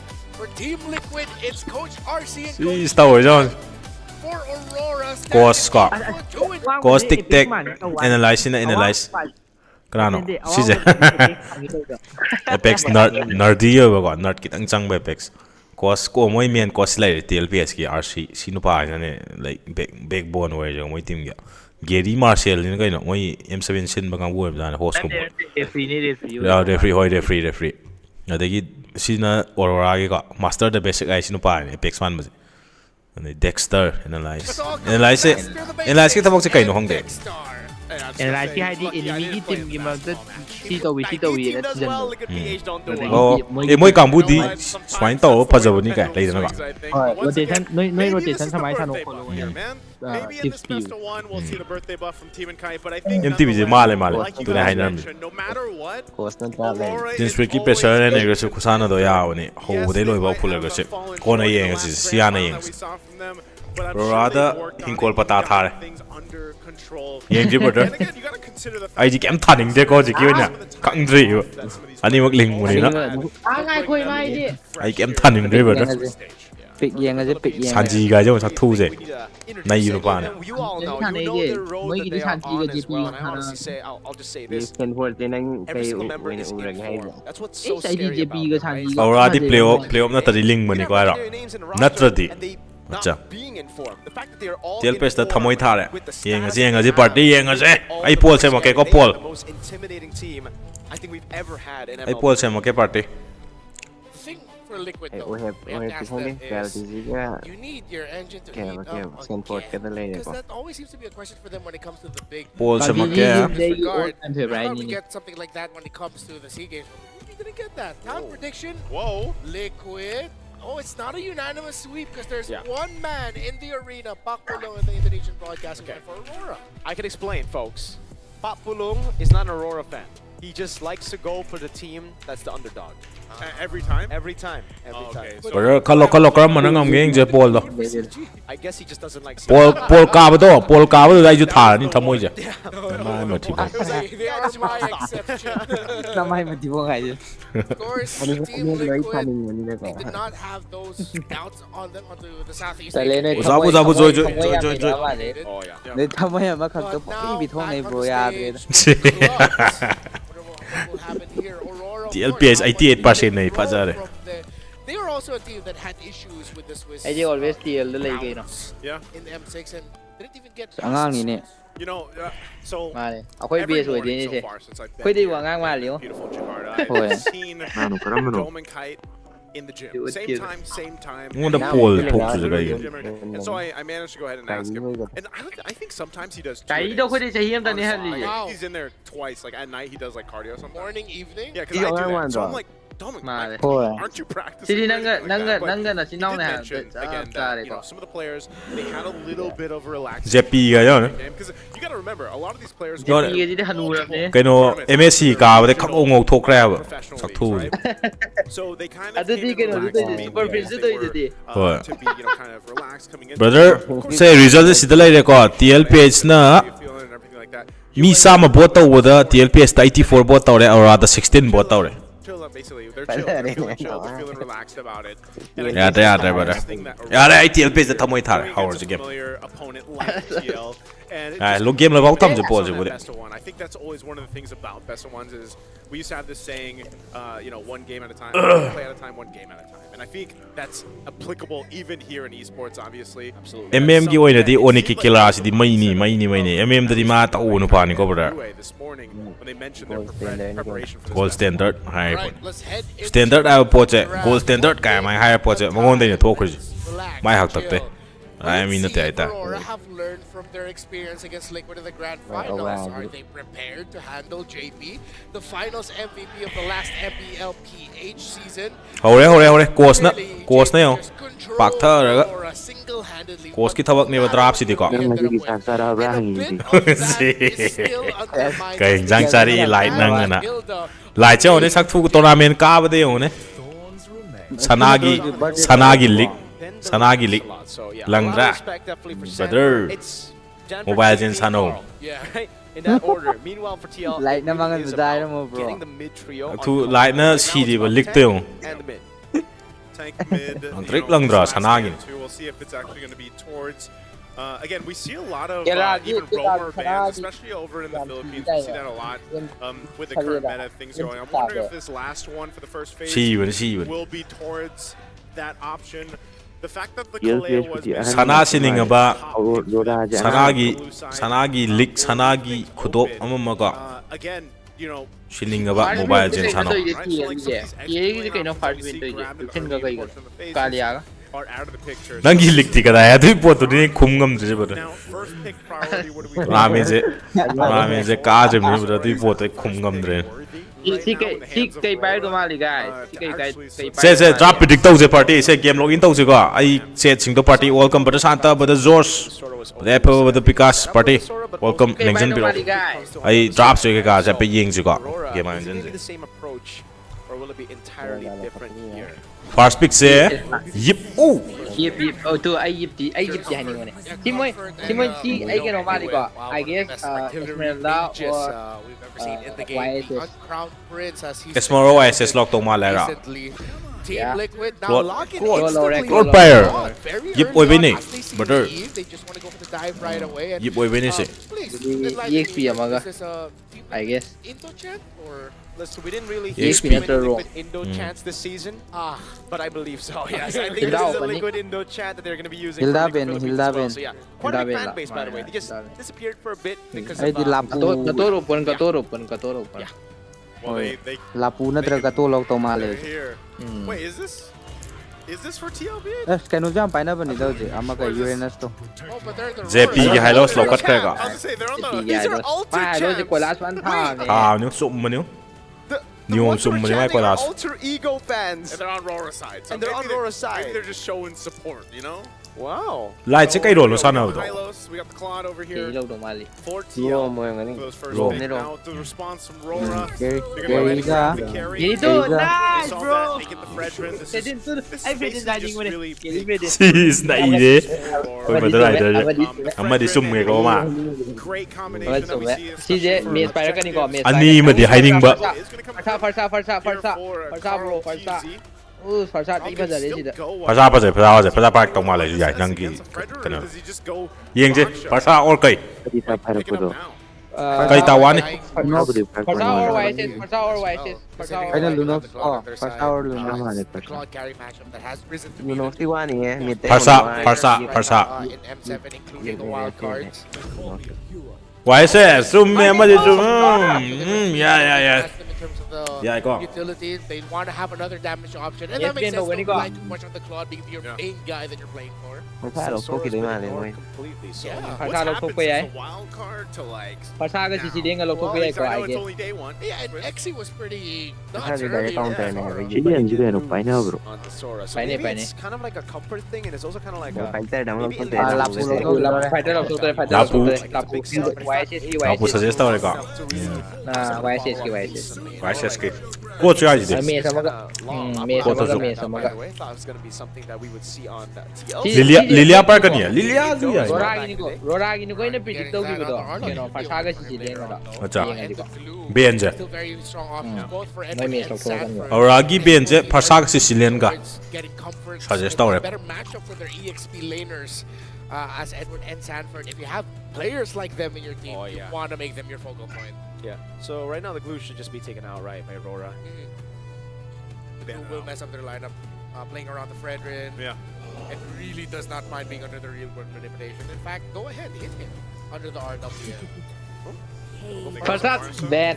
farsa ben farsa na ni me I think right now for TL, farsa na ni ba sida them to get the value sida farsa su na ni ba heal, right? Sicilian nagtraga sida keno Sanford ki hero ama bin lakbe ko. I guess glue. Yeah, I wouldn't even be surprised if TL Our Lord. was a Louis Yi. Na na Oh, yes, yes.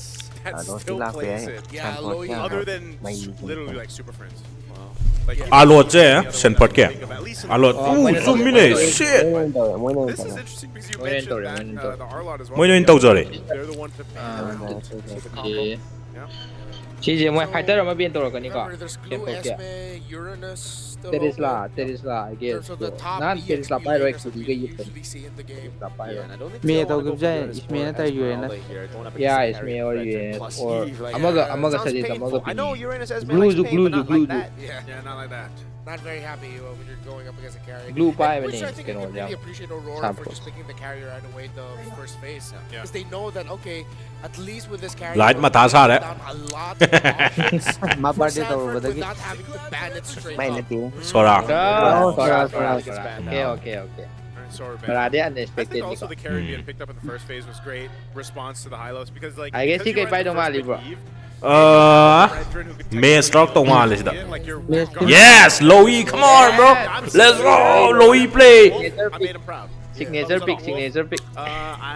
The Louis again, it's just one of those picks that is signature Louis je utility sa la kan pai nuai ne ba hombra na ta la ya ro kan Louis pai de brother style. And with this kind of lineup, Hindi kay fight O'Malley. too, you Bro, know, Rome like, je, you have I to guess discredit je, the amount of damage kato that kato Louis nung can ay actually kato. still bring to the Nata table. highlos ni na nuai daman de. And it ruins flow. Like Ay- again, that's ay something utility about ni it na when bro it comes to team support fights. back tong wall the yin yang and the passives. Kaza. I guess Kaza is good. Kaza natraga kano pa kay ba Matilda do. Support. Healer natraga na pick off. Healer natraga pick off. Kaza natraga Matilda natraga Kaza. What is light gonna go here? Gotcha still open. So I have been kalam mane pick off ay ko dito kalam mane. Fuck. Pick off ne. Sida tanky hero pa ba yaro bro.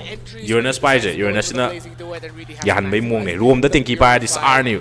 Do we just go throw it back and go escalator this in the... Muy kay wali muy ja.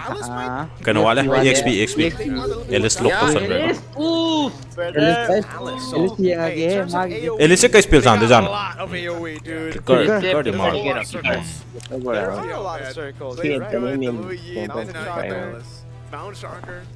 Kan di jangan pernah apa sih teman-teman. Pick off here score bro. Pick off pa ga. Even his Apex up kre. He carries a circle around him. there you go. A lot of Maning e one thugre disqualify ni. Maning e one thora ba disqualify dum sa game no num poor. matchup against Uranus, and the Alice can lock down the carries as well. It's not about Fredrin right now. It's about getting to carry too. And the Eve. Yeah. Daddy. Whoa. Ay na hide Ellis. Yes, Ellis is strong. Let's go bro. Zero counter. Ay wakal daw layer din Ellis ya. Gonna be very interesting to see. Amo sa live strategy kay ro kang amo sa ama game sa na drive ne bro. Gameplay, well, welcome. Ellis Aroy bi. Hore. Finals back home. Ay yeng do loi play ni ko yeng do ja. Team Liquid, will Liquid stampede yet again, or will Aurora blind them? See if they can rely on that once again. So we take a look at these early rotations. It Pick always early poke ti yip na hel ni. how the Do yeng si performance. are going to go ahead and play in. May do yeng gene brother, may do funer ne. Come on bro. And you know, not going to be too many things happening, of course, in these sides. Player tower sang ga ule. These heroes that were built in, but May out kadam ni ko jikani may na num funer. Light plays this show again. He's one of Howard. the, I guess, specialists, I would say, Right, for the show on that hero. And even early on, when he doesn't have that level 4 ability that with Dragon, he's actually able to be aggressive enough. And JP also one of them that does. Rotation ni mirror rotation ni mirror rotation makti natte. You know, these teams Ellis from the dum tana lai gani. these two May poke che tawna di ko. Yui na di hele kara. was just unstoppable in that league and in their run in the regular season. And Ne na mange ko. Sanji ge. they got swept. Gypsy budi lening pa na kitang wa ni se ro je. See how those adjustments have been since that time. Cooldown ju thu re. Moment ju yaw ni na ko. The emblems. Em yang nào rồi? Oh, phuzal li jaw ne. Ngam mi jaw. Usually you see this a lot with Kainis may ping daw ni. fight. Hindi na malo gam. Emblem si cooldown ni ko mesa ni ma. Cooldown puna re aduga loi da kano. Oh, Sire. Ah! plot armor. Oh, Every gets stage, away every with stage, literally Timon one na yung hugo. HP. Ah, million hito that's piso. gotta feel Ball pe bad, puga you know, nyo. you're so close, but again, Hoy the hoy. carry Yes just don't bro. have that range, and both battle spells Turtle do di stuff XP to na that tro thok too. ja. Oh man. Well, without Nang game sana bro nga hangge. Tama. he probably not, is not going to find a lot of those aggressive Na options de in lane. giro Now first second turtle is second ga up. thok taw da ko. He has the vision. Edward che kitang overstand ta bra. Ya. Alti di loi. Ka su kai de. Loi je kana de ko. Tipi puri si di. Adu kamai si no kalti ji do. Okay. It's Sanford walking back up over to Demon Kai 1-1, and it's the mid. Adu de parsa ju low re early game kitang kano na me pa ya go. A turtle in the hands of Aurora. Aurora. Adum pugat pa ni yan. Yani. Farm de hinja di ga idi adum ngam ni. Farm de hinja da kan. To get the first blood and take out Carl TZ, but still, Team Liquid is able Yip ki to but che no pai de ko mana but pai de ko ma. to Mana yaw du je kano but param gan je. neck and neck right now. This is the Realme hand cam brought Hand to you cam by mule te man kat ke. gaming phone Realme 15 Tough wood na 5G. tough wood na traga kano This pa Demon yan. Kai that we were looking at again, it is his birthday, so Okay. Arcade wood. Arcade wood. add a win alongside adding another year to his life. Team Liquid are actually for viewer. I just want to say Istan niya great again. job Tough wood. with real world manipulation to make sure Carl goes down. Sanji wanted to bring Carl TZ in. Yip kaya ra. I did Ultimate, not but yaw viewer, wigi hay ni. even though he could have saved that for the bigger fight, he said nope, the prize is right there. There's a jungler. Ellis I'll take na it." nai rakani da. Tipi taw re ko riata thu na ne mai je. Oh, they get that version. Sumai no use to work on a umbra. Aside the tipi target crane, my jet. Tipi langani or column the never. Urano Jigani. Oh, I did. Han banina mi on the one down in. Me do it, John, Louis John, Mina Vision from those guys. Oh, This is not one of those things Little bad. until that level 4 does come available, which they have now. They were no pump later. Money. Great if you can't. Give Jimmy the guy, Bishop Pinaba, Exciting until that objective fight comes out. Boy, I lost my lamb in Tola Nima. Toledo. Sumai seminar to Lien, as a minute mang to the guy. Quite party Macad lay minute mang to the guy. Told you, not them see. I learned the hard way, bro. Simon Nagangin. Yeah, the music on it. Okay, so para ka ni elastic. Dollar to the 5 year jama yung 5 year. Tipi target Craig. Manning lom the proper. Blue doing a blue doing pool. Oh, Taral Tatu. Blue doing pool. Yeah. Mấy game đâu rồi, hai đê goal defense cái lệ, mỗi nơi we lệ lệ mà chơi Team Liquid just go for the trade. hai tao phải lấy được sao? Mỗi chú hai đê close chú cân dream nó phải lâu ninh dream. Discipline, brother. Quốc gia được chưa đó? Ý cho nó xuống ăn hẳn đâu à? I think you're still going to see this though. Goal defense like that one. Out like this. Yeah. Blazy Duet going to be used. Hello, city. Minin budi seeing like Araga. Namna wangam de John. By the way, right? The Blazy Duet, great rotation from Aurora and Loidi made the pummies it. really like the creative usage of the diversion so far to get Carl TZ into spots that he would usually Man, the old pump lane. Yeah. Rotation sa mat sa unang pao ni. My. Tipi da dang chakadam.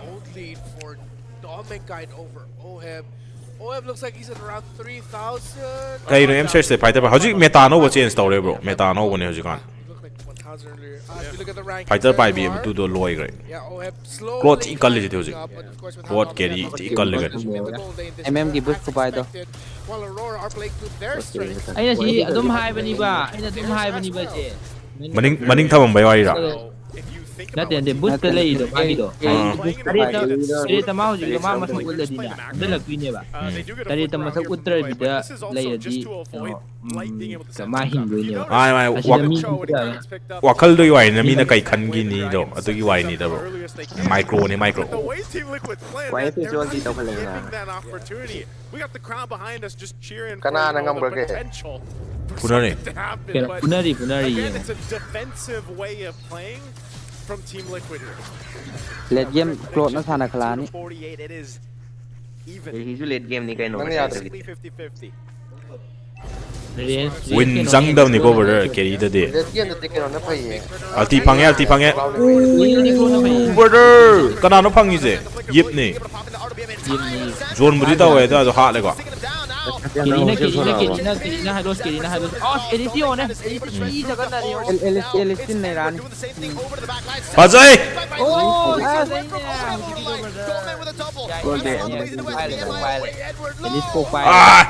Yun na so na lam ma so. Ma thai na ho nai ni. TV. Decision jo.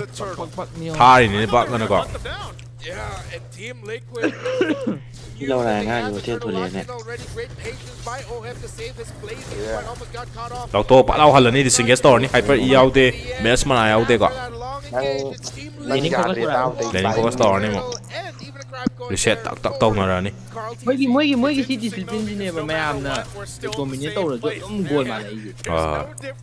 Objective am ta thadu tam na ba. Hujiki do ngam tak chat le ne on Aurora na dui ta jo poto. Thadu ji jo chi ge jo tha ge jo. Dari pi ge jo. Ke chu goal defense lai ge. Adum goal defense man na adum lai jo ba. Lising dia gitu re. Punya gitu re. Ada moi jo kan dikal le. Moi na pura 5 game này. Goal defense lising ga ke chu na te ne bro. Lising taret lai gi sin ne kap pi jaina. Quay để theo khu này từ đã. Lising taret ki game ko sa na re. Loi jo tough fight jo tough fight ba. Tough fight. Yip su tap pai je de. ꯑꯩꯅ ꯇꯞ ꯄꯥꯏꯅꯦ ꯍꯥꯏꯗꯤ Pai dulu ya, ini hendak sabut ya. ꯇꯞꯇꯤ ꯀꯃꯟ ꯑꯣꯏꯔꯝꯅꯦ ꯍꯧꯖꯤꯛꯀꯥꯟ ꯃꯤ ꯈꯪꯅꯔꯝ MM book ada tak pai ni boleh book. 이 프로젝트 OHG ꯇꯞ ꯄꯥꯏꯗꯦꯀꯣ ꯁꯤꯗ warrior ꯕꯨꯠ ꯄꯥꯏ KDꯒ ꯄꯥꯅꯕꯅꯤ ꯃꯥꯒꯤ defence ꯀꯦꯔꯤꯁꯤꯗꯤ ꯂꯨꯏꯅ ꯁꯞꯄ꯭ꯂꯥꯏꯌꯔꯅꯤ ꯈꯔ ꯌꯥꯝꯅꯗꯤ ꯂꯥꯏꯔꯣꯏ ꯄꯣꯖꯤꯁꯟꯅꯤꯡ ꯄꯣꯖꯤꯁꯟꯅꯤꯡ ꯍꯣꯜꯗꯤꯡ ꯌꯥꯝ ꯕ꯭ꯔꯗꯔꯁꯨ ꯀꯥꯜꯇꯤꯁꯤꯒꯁꯤ ꯈꯨꯖꯥꯟꯅꯁꯨ ꯃꯣꯏ ꯇꯤꯝ ꯃꯅꯤꯡꯗ ꯂꯣꯏ ꯈꯥꯔ ꯂꯩꯖꯧꯔꯦꯅ ꯃꯣꯏ ꯇꯤꯝꯅ ꯌꯦꯡꯉꯣꯅꯦ ꯃꯅꯤꯡꯗ ꯈꯥꯔ ꯊꯝꯃꯤꯗꯣ ꯆꯥꯡ ꯄꯛ ꯉꯝꯗ꯭ꯔꯤ ꯂꯣꯏ ꯅꯝꯁꯤꯜꯂꯛꯑꯅꯤꯕ ꯍꯧꯖꯤꯛꯀꯤ ꯇꯧꯔꯛꯇꯧ ꯃꯥꯜꯂꯤꯀꯣ ꯂꯧꯔꯦ ꯃꯤꯠ ꯂꯧꯔꯦ ꯗꯤꯁꯦꯡꯒꯦꯖ ꯇꯧꯔꯛꯑꯅꯤ ꯌꯦꯡꯉꯣꯀꯣ ꯂꯦꯅꯤꯡꯒ ꯆꯠꯀꯅꯤ ꯂꯦꯅꯤꯡꯒ ꯇꯛ ꯅꯥꯀꯟꯗ ꯄꯥꯏꯔꯦ ꯅꯥꯀꯟ ꯍꯥꯏꯗꯣꯛꯑꯒꯤꯖꯣ ꯅꯣꯏ ꯑꯣꯏꯗꯤ ꯅꯥꯀꯟ ꯁꯤ ꯕꯣꯠꯇ ꯄꯨꯂꯞ ꯑꯃꯨꯛ ꯆꯠꯈꯅꯤ ꯑꯗꯨꯒ ꯅꯨꯡꯉꯥꯏꯔꯦꯀꯣ ꯕ꯭ꯔꯗꯔ ꯕꯣꯠꯇ ꯑꯃꯨꯛ ꯄꯨꯂꯞ ꯀꯨꯝꯈ꯭ꯔꯅꯤꯀꯣ ꯑꯗꯒꯤ ꯇꯣꯞꯁꯨ ꯑꯃꯨꯛ ꯍꯥꯡꯍꯧꯔꯅꯤ ꯇꯣꯞꯇ ꯆꯠꯂꯒ ꯇꯣꯞꯇ ꯑꯃꯨꯛ ꯄꯨꯂꯞ ꯑꯃꯨꯛ ꯂꯥꯛꯑꯅꯤ ꯃꯤꯠꯇ ꯑꯃ ꯂꯩꯍꯧꯔꯤꯖꯨꯕ ꯃꯤꯠꯇ ꯍꯥꯏꯂꯣꯁ ꯂꯩꯍꯧꯔꯤꯖꯨꯕ ꯑꯅꯤ 2-1 ꯁ꯭ꯄꯤꯗ ꯆꯠꯈꯤꯖꯨꯕ ꯐꯖꯩ ꯀ꯭ꯂꯣꯠꯁꯨ ꯄꯣꯛ ꯁꯥꯟꯅꯕ ꯍꯧꯔꯦꯀꯣ ꯃꯥ ꯗꯦꯃꯟ ꯂꯣꯏꯕꯗꯒꯤ ꯌꯨꯔꯦꯅ ꯆꯪ ꯐꯨꯔꯤ ꯇꯤꯝ ꯂꯤꯀ꯭ꯋꯤꯠꯅ ꯑꯃꯨꯛ ꯂꯨꯄꯥ 200 ꯍꯦꯟꯈ꯭ꯔꯦꯀꯣ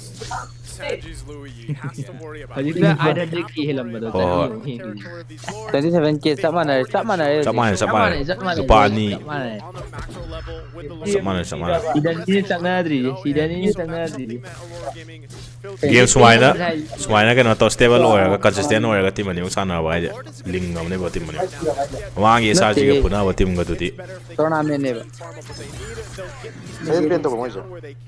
ꯇꯧꯗꯦ I love Sandport bro I love Sandport that bit of even advantage when it comes to the space around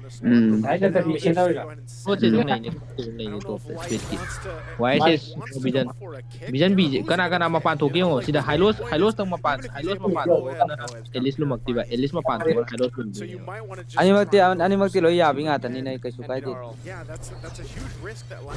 boost check yo tak pai I guess mathak da amaga lai mathak TBB thagi dong mali ko float ki second power mani asi moi Uranus lai je kaisu kana da brand khali boy Uranus no tai di hyper mathak da TBB thagi do ajin ngang ayin tau je habdo seng do ma lai jong TP cooldown je yam thu ne bro dum sana yam ne TP je spam tau yam ne yauri ko ding kana hyper ball buff ta thazan be ai no khoi buff ta red to blue yo moi pressure ni o mathak ki pressure ni o mathak pressure moi di free engage ne ba moi di ko pai roi ba engage su phajare ko engage su phajare do demon kai pang ne brother domain kai oh mi ju ta de do re na MM da hyper flicker sanji let's go hello yam nan sa ne play ti na le hoi thu hujigi do carry do I hanal ma ta na de do ne lord ta pula ong halaga lord loi do ai khan mara carry ke su tonga mara khale adu noi oi di carry do dum tang gani ba carry do ta na gani carry do ho mi pula halaga lord lo re de gi mo carry do hat phangi do ra ti pi ta kala ga na sa na ga wakal ne na ta na ko angang ma ta thoro lan thok ba ta da ha kin da gi su ti tha ge khut ga samna ga ta ki oh lord pudi ka no lawi na Aurora lord ti moi lord edin lo contest anan contest adu ka su kai de ba aspa je hoi rong sau king asai de phajai ne dum fajara ju pai lai damage ki ni yaw de ba damage I lose this quote pa ni o ne koi ho ni I lose carry ka ta ne moi sana ya okay so there's still some fight in Aurora gaming you can see that but this is the struggle right damage ki wari na te da loi na pha bai ni loi ga de gi hylos kana pha ba chau do unfortunately as you can see he doesn't have full combo to hande dong man de ha di Elis na tam taksala kani ba damage pisa lai ge cháu nó go away lấy sự tung cấp lá này lấy sự hai đôi cả TLP ai server the close pro din pai ko kai no pai je hai ba kan da ꯅꯁꯥꯅ One of the things, like I ꯈꯪꯖꯕ mentioned too, when that Loyi came Damage. through is that Mamaana na interaction to pull back these members Skylar when na. the passive goes off. This is the Player kick I'm man na talking di about. ito. Light is gone in an instant after the kick. But then Defense in ayo, these ay, later spaces player man, around di the ay jungle, kalabas. when you get trapped in Skylar that na. close pathway, Hanin it's na really hard for them to disengage. It could have gone way Mahirap worse na happening if lagi, Sanji ha? had more of an angle to use that Loyi there. So, but what we're seeing, yes, there is a 3K gold lead now for Team Liquid, but still, they're also Sidaydi game je brother. potential that Aurora Gaming can pump out here. So Aurora pump do male. still has to come down to Tiklin no that ay 2 TLPS play. Aurora ki jo soiba natte ho game like kaina soiba natte ho.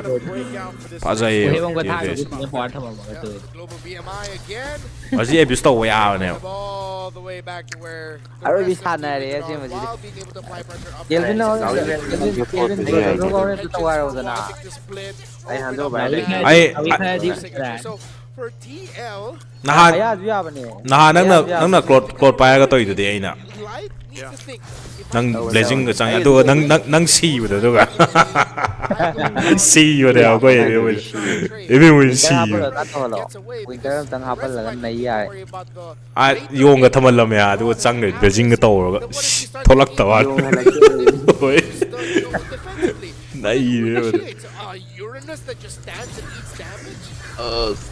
E war ka ji tum mani ga. Oh tum mak ti tum de.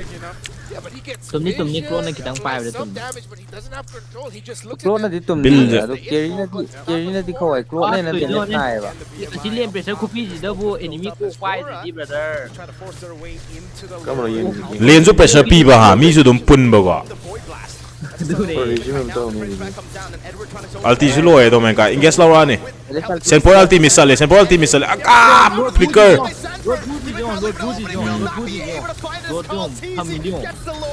Win. Adi fa jai.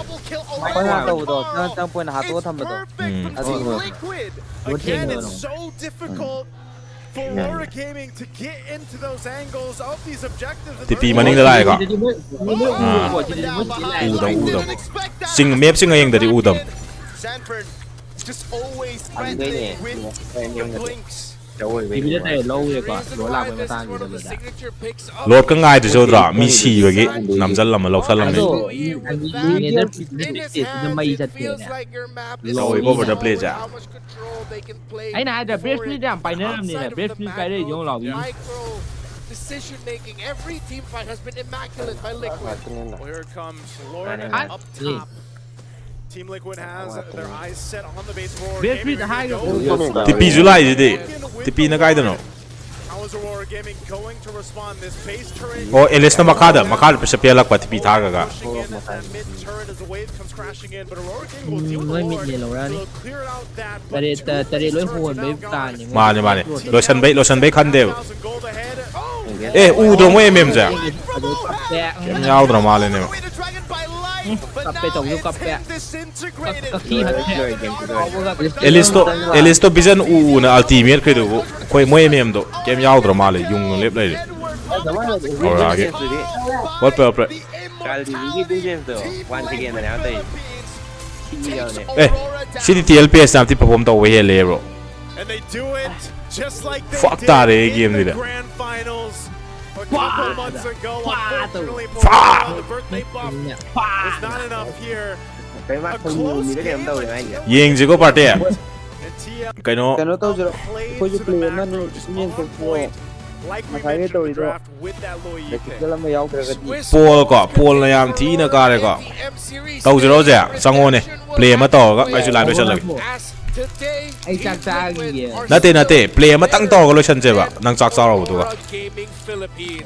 Ai ju thawal chalo ge do ga. Ayo kano tournament do pung kya de no bro. Papal ma khai.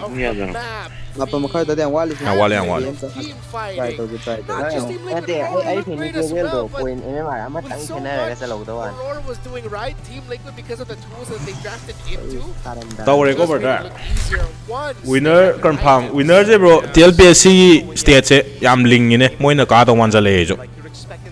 Sigi TLPS pura pick ne hozik lai je bro. Ti kal le mo. Onik PS ko man ya. Thaina ONIC PS na tawo do mara ma dugum mane TLPS ti am kuina lai ba moi consistent oe ba ti ling na dum lai. Onik tu lay. kino Snapdragon 4 series su lowi adagi tournament major tournament ani yung low mari yung low King Kong oira And every time I see it, I know we've seen it many times, but the BMI with the diversion combo. Kande party gameplay ama tauge that quick, like, you know, there's just so many little interactions that this lineup keno taro ne ai in game da lai lo to lo on a macro level, and it just works so well. Yeah. It was a very smart approach by Team Liquid. They made the most out of it. o he harao re go brother o he harao For majority ta po ka ne okay tha ke ni the player base, like, they Indian don't server da have khara uba haurani si combo jina the melee while leaving ang ne Indian server sin brother because the rest of your minions server will set up anyway. Every time they want a sequence, where are they going to diverge into or go off next? The slow push that they already how are you but they goni I'm very fine a BMI through the low E and the Claude. It's just so brilliant. pull su da bai hai dera It's so beautiful. pull su da bai hai dera di kai bu na mi sa piero The way they play the ONIC PS King Kong gi hero meta lai ta ba dai ni ne I mean, again, it's not strange. Oh. This guy's the guy. ado pull su da bai hai ninge do yes kai gino ha ga di kal TG bro utility perform ta wi damage dealer perform ta wi like mo bani compare ta wo da kal TG na khara Teams are familiar with that. Like, they know. pak chal lai tar Sanji's Louis. ado King Kong gi wang ak ta sun na te bo ko Someone's gonna be there. Team no bro moi de na ling ba A lot of this tholak was toi ni centered through him, and of course, pero pull gi wang ak ta sun na te King Kong gi wang ak na te overall gi performance on this low E. What he was able to do here will bil jaw ne kano ge sanji gi I see the vision, and now the rest of the world has seen it to make sure Sanji does not get it. book saraga dum cooldown bu char du sha ga cooldown saraga And that's cooldown what I'm saying. emblem puraga There's only ya ya mai lo on je one hand. How ti set wai sana ga li da ga play a Louis Yi ek tom dai ek to to i da this pun level, you know, and again, it's allowed or it works so well for Sanji because the rest of the team obviously plays around it, and the team makes it work in so many different fronts, like we saw here. Again, relatively even game, nothing too crazy in that first and second turtle. even mo diam And wai then ge as soon as the third turtle, and then we transition to the first lord, that's when that shift really Kani nang numit yan no yum lai duje. Honestly, like, I think we've been glazing them the entire game with the diversions. It's also, I Huh? want to give massive respects to Carl Beasley. It's a different si ku ka wo pha da ne loi na pham ne loi gi It's the kite back. first skill second skill da ne ba chau kapi Just the amount of chakra until he knows he's a ge loi ji flicker dum sa nei jo da chau yaw re na ai di ma map to ta bi sana ga na me su lo ta bi tai waning na lai main to sana ga mi able to bait so many people forward.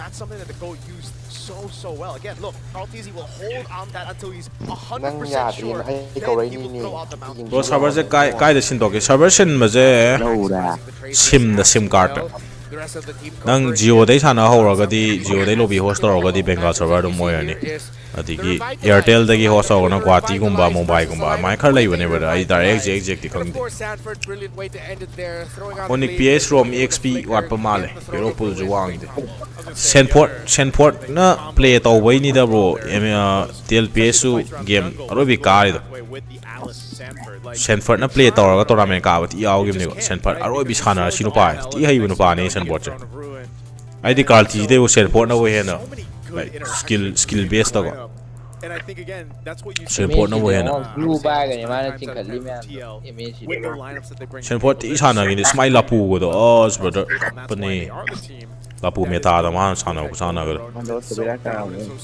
bill je ga bill je Elise Oracle han part item sat na re ba ga unjap atiki mana keno akhoi gi na India server da na Karsem net ki ama macha da matum da mana hap ta ai edu hape hoy edu ana hape jo turtle fight nu ai bane edu hape Yui je kapani ne ga Sanji na phu ne ba si Sanji last item na unknown bi ne ga unknown bi jam kana ne lo yi si pa cooldown but hap to share ho ji kan si dang pa dum kafi ta le si na but sin nang damage pa mo na arcane pa bi ni kape lawi di adagi defense sustain pa ma na si hap ni ga tap cha keno si di glowing one si di dum glowing one ho ja glowing one si di mandatory ne like game dum ayamba game ko di mak dum heal hero si dum yaw ni dum item da so ko like rose gold gum ma je ꯀꯛꯑꯦꯕ ꯑꯗꯨꯝ ꯆꯞ ꯃꯥꯟꯅꯅ ꯔꯣꯏ one ꯌꯥꯎꯗ ꯔꯣꯁ ꯒꯣꯜꯒꯤ ꯁꯤꯜꯗꯨ ꯇꯪꯈꯥꯏꯅꯦꯕ ꯀꯛꯇꯣꯏꯁꯦ ꯃꯣꯏ ꯆꯧꯗꯣ ꯍꯧꯖꯤꯛꯀꯤꯗꯣ ꯄꯤꯁꯀꯨꯝꯕ ꯑꯃ ꯍꯥꯞꯄꯝꯃꯗꯤ ꯆꯧꯗꯣ ꯍꯧꯖꯤꯛꯀꯤꯗꯣ ꯃꯥ ꯑꯜꯇꯤ ꯀꯣꯝꯕꯣꯗꯣ ꯄꯤꯕ ꯐꯨꯜ ꯄꯤ ꯉꯝꯗ꯭ꯔꯦꯕ ꯈꯪꯕ꯭ꯔꯥ ꯀꯥꯎꯁꯜꯂꯛꯑꯒꯁꯨꯅꯦ ꯑꯅꯤꯁꯨꯕ ꯁ꯭ꯇꯟ ꯄꯤꯗ꯭ꯔꯦꯕ ꯃꯤꯗꯣ ꯑꯗꯨꯅꯅꯦꯕ ꯑꯗꯨꯝ ꯍꯤꯡꯉꯤꯗꯣ ꯍꯥꯏꯗꯤ ꯌꯦꯠꯄꯤ ꯂꯩꯔꯦꯕ ꯂꯣꯏꯒꯤ ꯀꯣꯝꯕꯣꯗ ꯑꯃꯨꯛ ꯇꯥ ꯀꯛꯁꯤ ꯑꯃꯨꯛ ꯆꯥ ꯂꯥꯏꯠꯁꯦ ꯍꯜꯂꯣꯇ ꯀꯛ ꯍꯥꯏꯗꯤ ꯁꯥꯟꯖꯤꯁꯦ ꯕ꯭ꯂꯨ ꯕꯦꯟꯒꯤ ꯑꯇꯥꯡꯗꯨꯅꯦ ꯕ꯭ꯂꯨ ꯕꯦꯟꯗ ꯌꯥꯎꯕ ꯁꯥꯟꯖꯤꯁꯦ ꯌꯥꯏꯌꯦ ꯃꯅꯤꯄꯨꯔꯒꯤ ꯕ꯭ꯂꯨ ꯕꯦꯟꯗꯣ ꯐꯖꯩ ꯇꯕ꯭ꯂꯥ ꯊꯤꯟꯕꯅꯦ ꯁꯥꯟꯖꯤꯁꯦ ꯇꯕ꯭ꯂꯥ ꯊꯤꯟꯕꯗ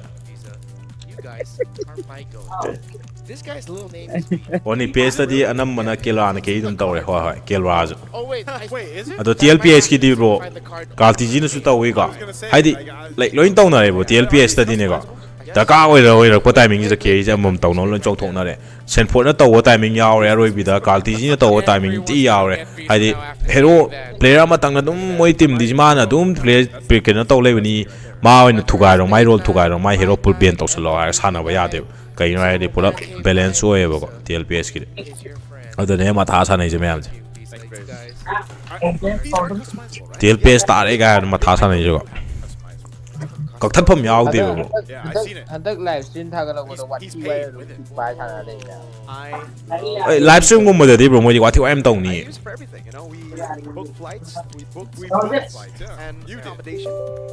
ꯃꯣꯏ ꯗꯥꯏꯔꯦꯛ ꯄ꯭ꯔꯣ ꯄ꯭ꯂꯦꯌꯔꯅꯦꯅ ꯐꯝꯃ ꯂꯩꯈ꯭ꯔꯕꯅꯦ ꯇꯣꯂꯣꯞ ꯆꯥꯔꯒ ꯑꯗꯨꯅ ꯑꯩꯁꯨ ꯃꯣꯏꯒꯤ ꯂꯦꯕꯦꯜꯒꯁꯦꯀꯣ ꯃꯣꯏ ꯂꯦꯕꯦꯜꯃꯛ ꯅꯠꯇ꯭ꯔꯒꯁꯨ ꯇꯣꯂꯣꯞꯀ ꯆꯥꯔꯒ ꯄ꯭ꯔꯣ ꯄ꯭ꯂꯦꯌꯔꯅꯦ ꯀꯥꯏꯅ ꯇꯧ ꯂꯩꯔꯒꯗꯤ ꯑꯩꯁꯨ ꯂꯥꯏꯚꯇ ꯋꯥꯊꯤ ꯋꯥꯌꯥꯝ ꯇꯧꯅꯦꯕ ꯇꯣꯔꯅꯥꯃꯦꯟ ꯅꯛꯁꯜꯂꯛꯑꯒꯗꯤ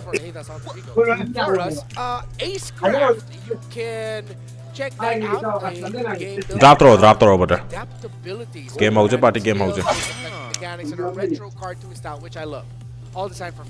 ꯍꯤꯜꯗꯥ ꯕꯦꯟ ꯇꯧꯁꯜ ꯍꯤꯜꯗꯥ ꯑꯩꯈꯣꯏ ꯂꯧꯕ ꯌꯥꯏ ꯐꯥꯔꯁ ꯄꯤꯛ ꯁꯤ ꯄ꯭ꯂꯦꯁꯤ ꯂꯣꯏꯔꯒ ꯍꯣꯔꯦꯟ ꯆꯥꯒꯥ ꯇꯣꯛꯅꯔꯒ ꯑꯃꯨꯛ ꯍꯧꯗꯣꯏꯅꯤꯀꯣ ꯕꯥꯔꯗꯦ ꯑꯗꯨꯗ ꯅꯣꯏꯁꯨ ꯂꯥꯛꯑꯣ ꯌꯦꯡꯕ ꯄ꯭ꯂꯦꯁꯦ ꯕ꯭ꯔꯗꯔ ꯑꯩꯁꯨ ꯍꯟꯗꯛ ꯍꯧꯖꯤꯛꯀꯥꯟꯗꯤꯀꯣ ꯈꯔ ꯐꯣꯀꯁ ꯇꯧꯔꯒ ꯁꯥꯟꯅꯕ ꯍꯧꯔꯝ ꯃꯇꯝ ꯈꯔ ꯕ꯭ꯔꯦꯛ ꯊꯥꯔꯕꯗ 2022 ꯂꯥꯏꯠ ꯆꯧꯗꯨꯗꯤ ꯌꯥꯔ ꯐꯣꯟ ꯄꯥꯛꯇꯩ ꯐꯣꯟ ꯄꯤ ꯈꯣꯠꯂꯛꯄꯗꯒꯤ ꯈꯔ ꯐꯣꯀꯁ ꯇꯧꯔꯦ ꯌꯦꯁ ꯐꯣꯟ ꯄꯥꯛꯇꯩ ꯐꯣꯟ ꯄꯤ ꯈꯣꯠꯂꯛꯄꯗꯩꯁꯨꯅꯦ ꯐꯦꯛꯇꯔ ꯑꯃꯅꯦ ꯁꯤꯁꯨ ꯁꯤꯅꯕꯨ ꯅꯨꯡꯉꯥꯏꯗ ꯐꯣꯟ ꯄꯥꯛꯇꯩ ꯁꯥꯟꯅꯕ ꯁꯨꯝ ꯈꯜꯂꯛꯄꯗꯣ ꯌꯦꯡꯉꯛꯄꯗ ꯁꯥꯟꯅꯔꯛꯄꯗꯀꯣ ꯁꯤꯅ ꯅꯨꯡꯉꯥꯏ ꯐꯣꯟ ꯅꯠꯇꯤ ꯅꯨꯡꯉꯥꯏꯗ ꯍꯥꯏꯄꯦꯠꯇꯩ Welcome to Grok's Castle, tiny friend. ꯁꯦꯟꯐꯔꯠꯀꯤ ꯑꯥꯔꯂꯣꯠꯇꯨꯗꯤ ꯃꯩ ꯆꯠꯄꯅꯦ ꯑꯁ ꯑꯥꯔꯂꯣꯠꯇ ꯅꯠꯇꯦꯗꯕꯗ ꯃꯉꯣꯟꯗ ꯄꯤꯕ ꯑꯦꯛꯁꯄꯤ ꯂꯩꯅꯔ ꯈꯨꯗꯤꯡꯃꯛ ꯑꯗꯨꯝ ꯃꯌꯥꯝꯅ ꯑꯃꯨꯛꯐꯥꯎ ꯎꯗ꯭ꯔꯤꯕ ꯃꯑꯣꯡꯗ ꯑꯗꯨꯝ ꯁꯥꯟꯅꯔꯛꯑꯦ ꯄ꯭ꯂꯦꯁꯦ ꯀꯃꯥꯏꯅ ꯇꯧꯔꯤꯅꯣ ꯈꯪꯗꯦ ꯃꯥꯁꯦ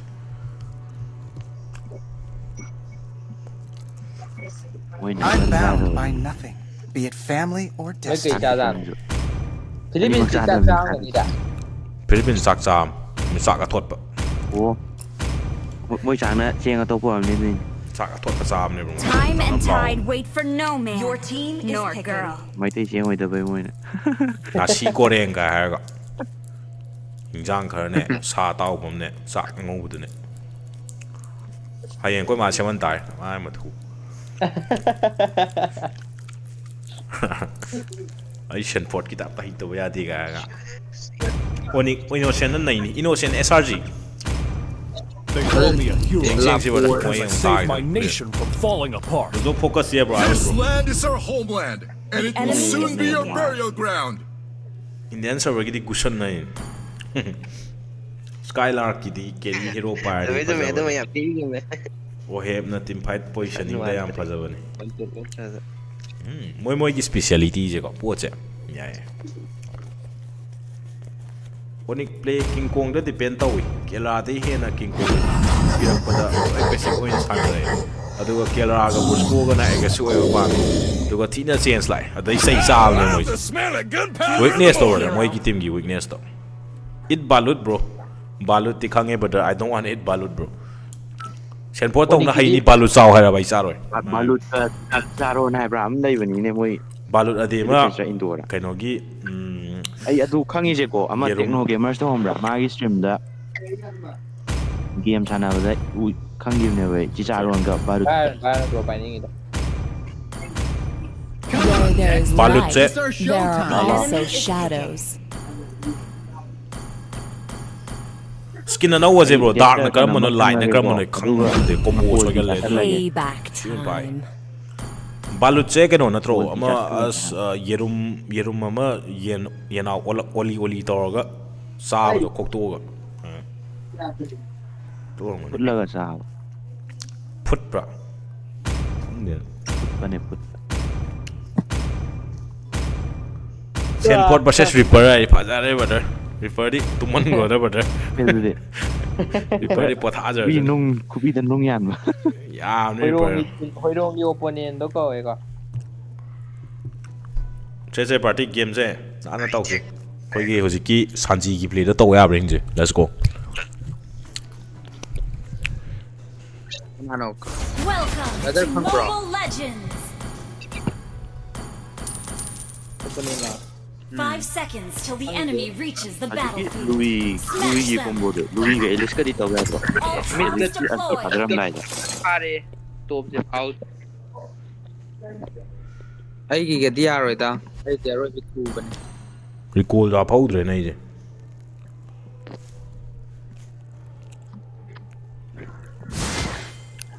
khong na tak thokli ji de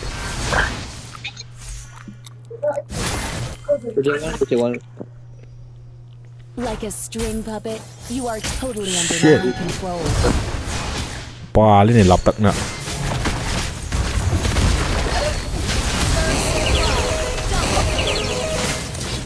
dega yaw tam ya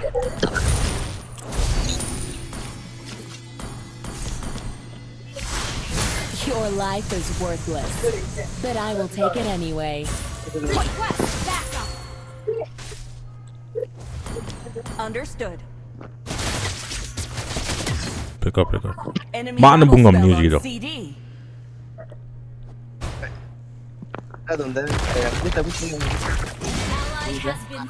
hato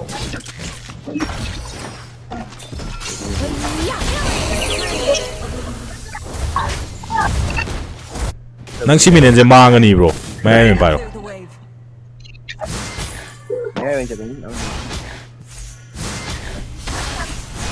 Never look back if you have nothing. kai to ngo sinu pa ji bo kapti minen press to no nei ro mai team ge what phang ko ju indian server ai si ka ngani je khange bang TPP gi la tor loi bo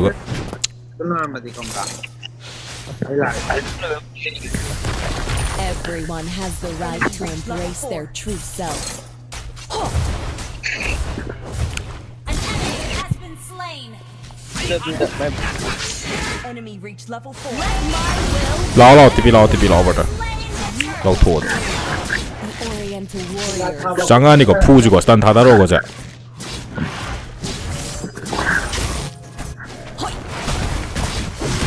Chilo.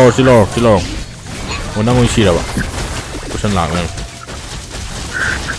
Halo. Phá sức đâu vậy? Ồ, ya.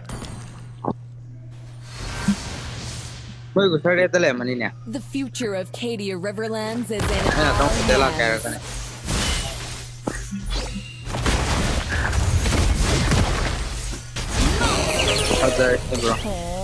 Tip áo tôi này có. Tip mà khác gì. Ai phải bro cái sao làm một tiếng. Lò này hay phải được lò này nó. Let my will bend the earth.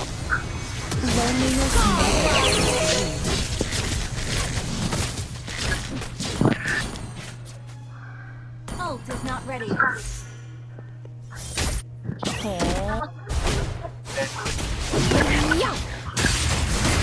Our victories will be limitless. Legendary! That was amazing! Legendary minute ahum sila. Đó đây là những cái top lệ của.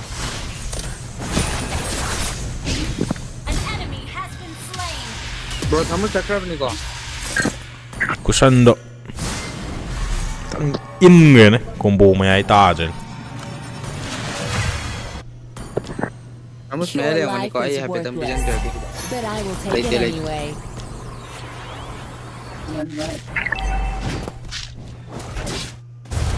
ꯑꯁ ꯅꯪ ꯏꯅꯦ ꯐꯥꯒꯦ ꯇꯧꯅꯤꯅꯦ TP ꯂꯥꯛꯀꯦ ꯄꯥꯏꯔꯝ ꯂꯥꯛꯑꯣ ꯁꯤ ꯂꯥꯛꯑꯣ Let my will bend the earth.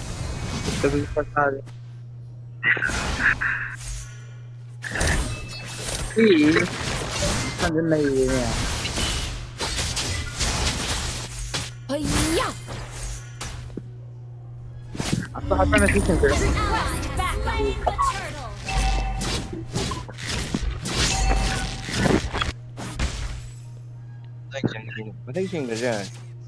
Oh yeah. Ult is not ready.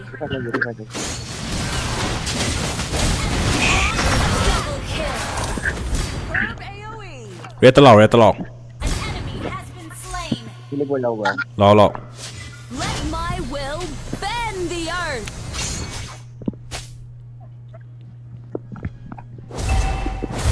The future of Cadia Riverlands is in our hands. Hiya!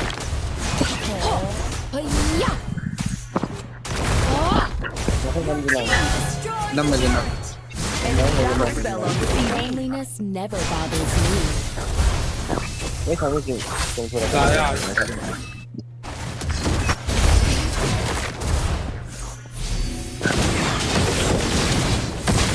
No Spree. ดูสลอ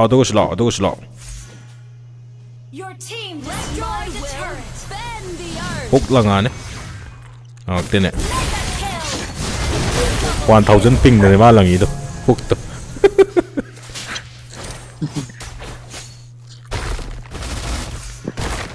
ดูสลอ Destroyed a turret.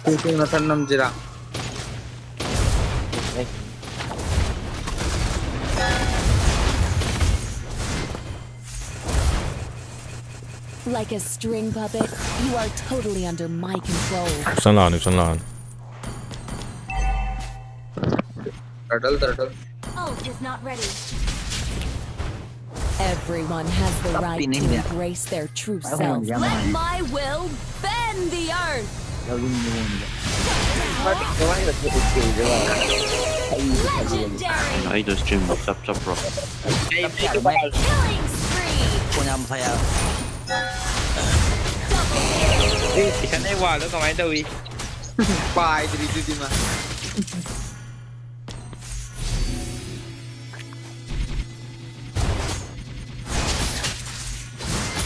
Turtle dai pairam mora. You are born the Oriental warrior.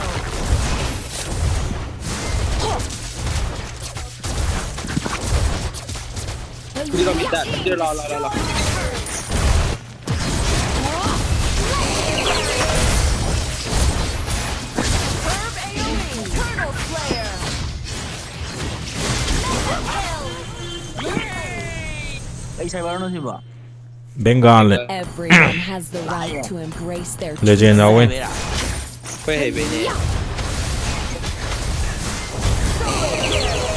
Legendary. บวชมาแล้วพังโกเลยว่า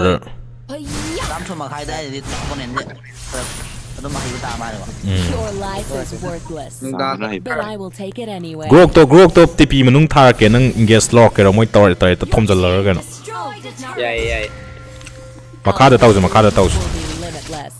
มาชิดตัวกันมิตร Yeah, dude. Chana one beatrix. ตัวนี้เราตัวนี้ส่ง Will bend the earth. Destroyed double kill.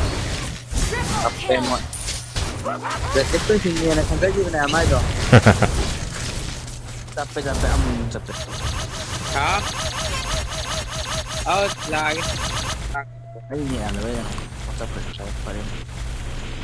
กว่าที่ server try ตัว hard thing มันเนี่ยกว่าที่ server ตัวเนี่ยยาเดเนี่ย bro เอามองพูดที่ช่วยนั่น spell เว้ย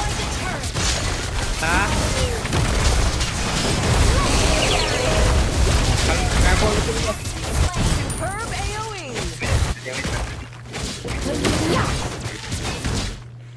เธอ Okej, Juventus. Everyone B1 the Super Marco na hela. Victory. 1v1 dang ni enough weight in every mobile. B1 di Kerala, ini ini ini dah.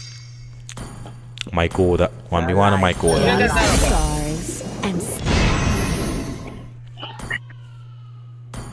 ai wada Sanji yengo sanaba game ji ai ko Sanji male tu ne potim Sanji yenga sanaba je che pare lo chalage horen tor je stream horen hogala ge saja tu ga pung 3 dai da tung thengna ji thank you for watching till end party bye bye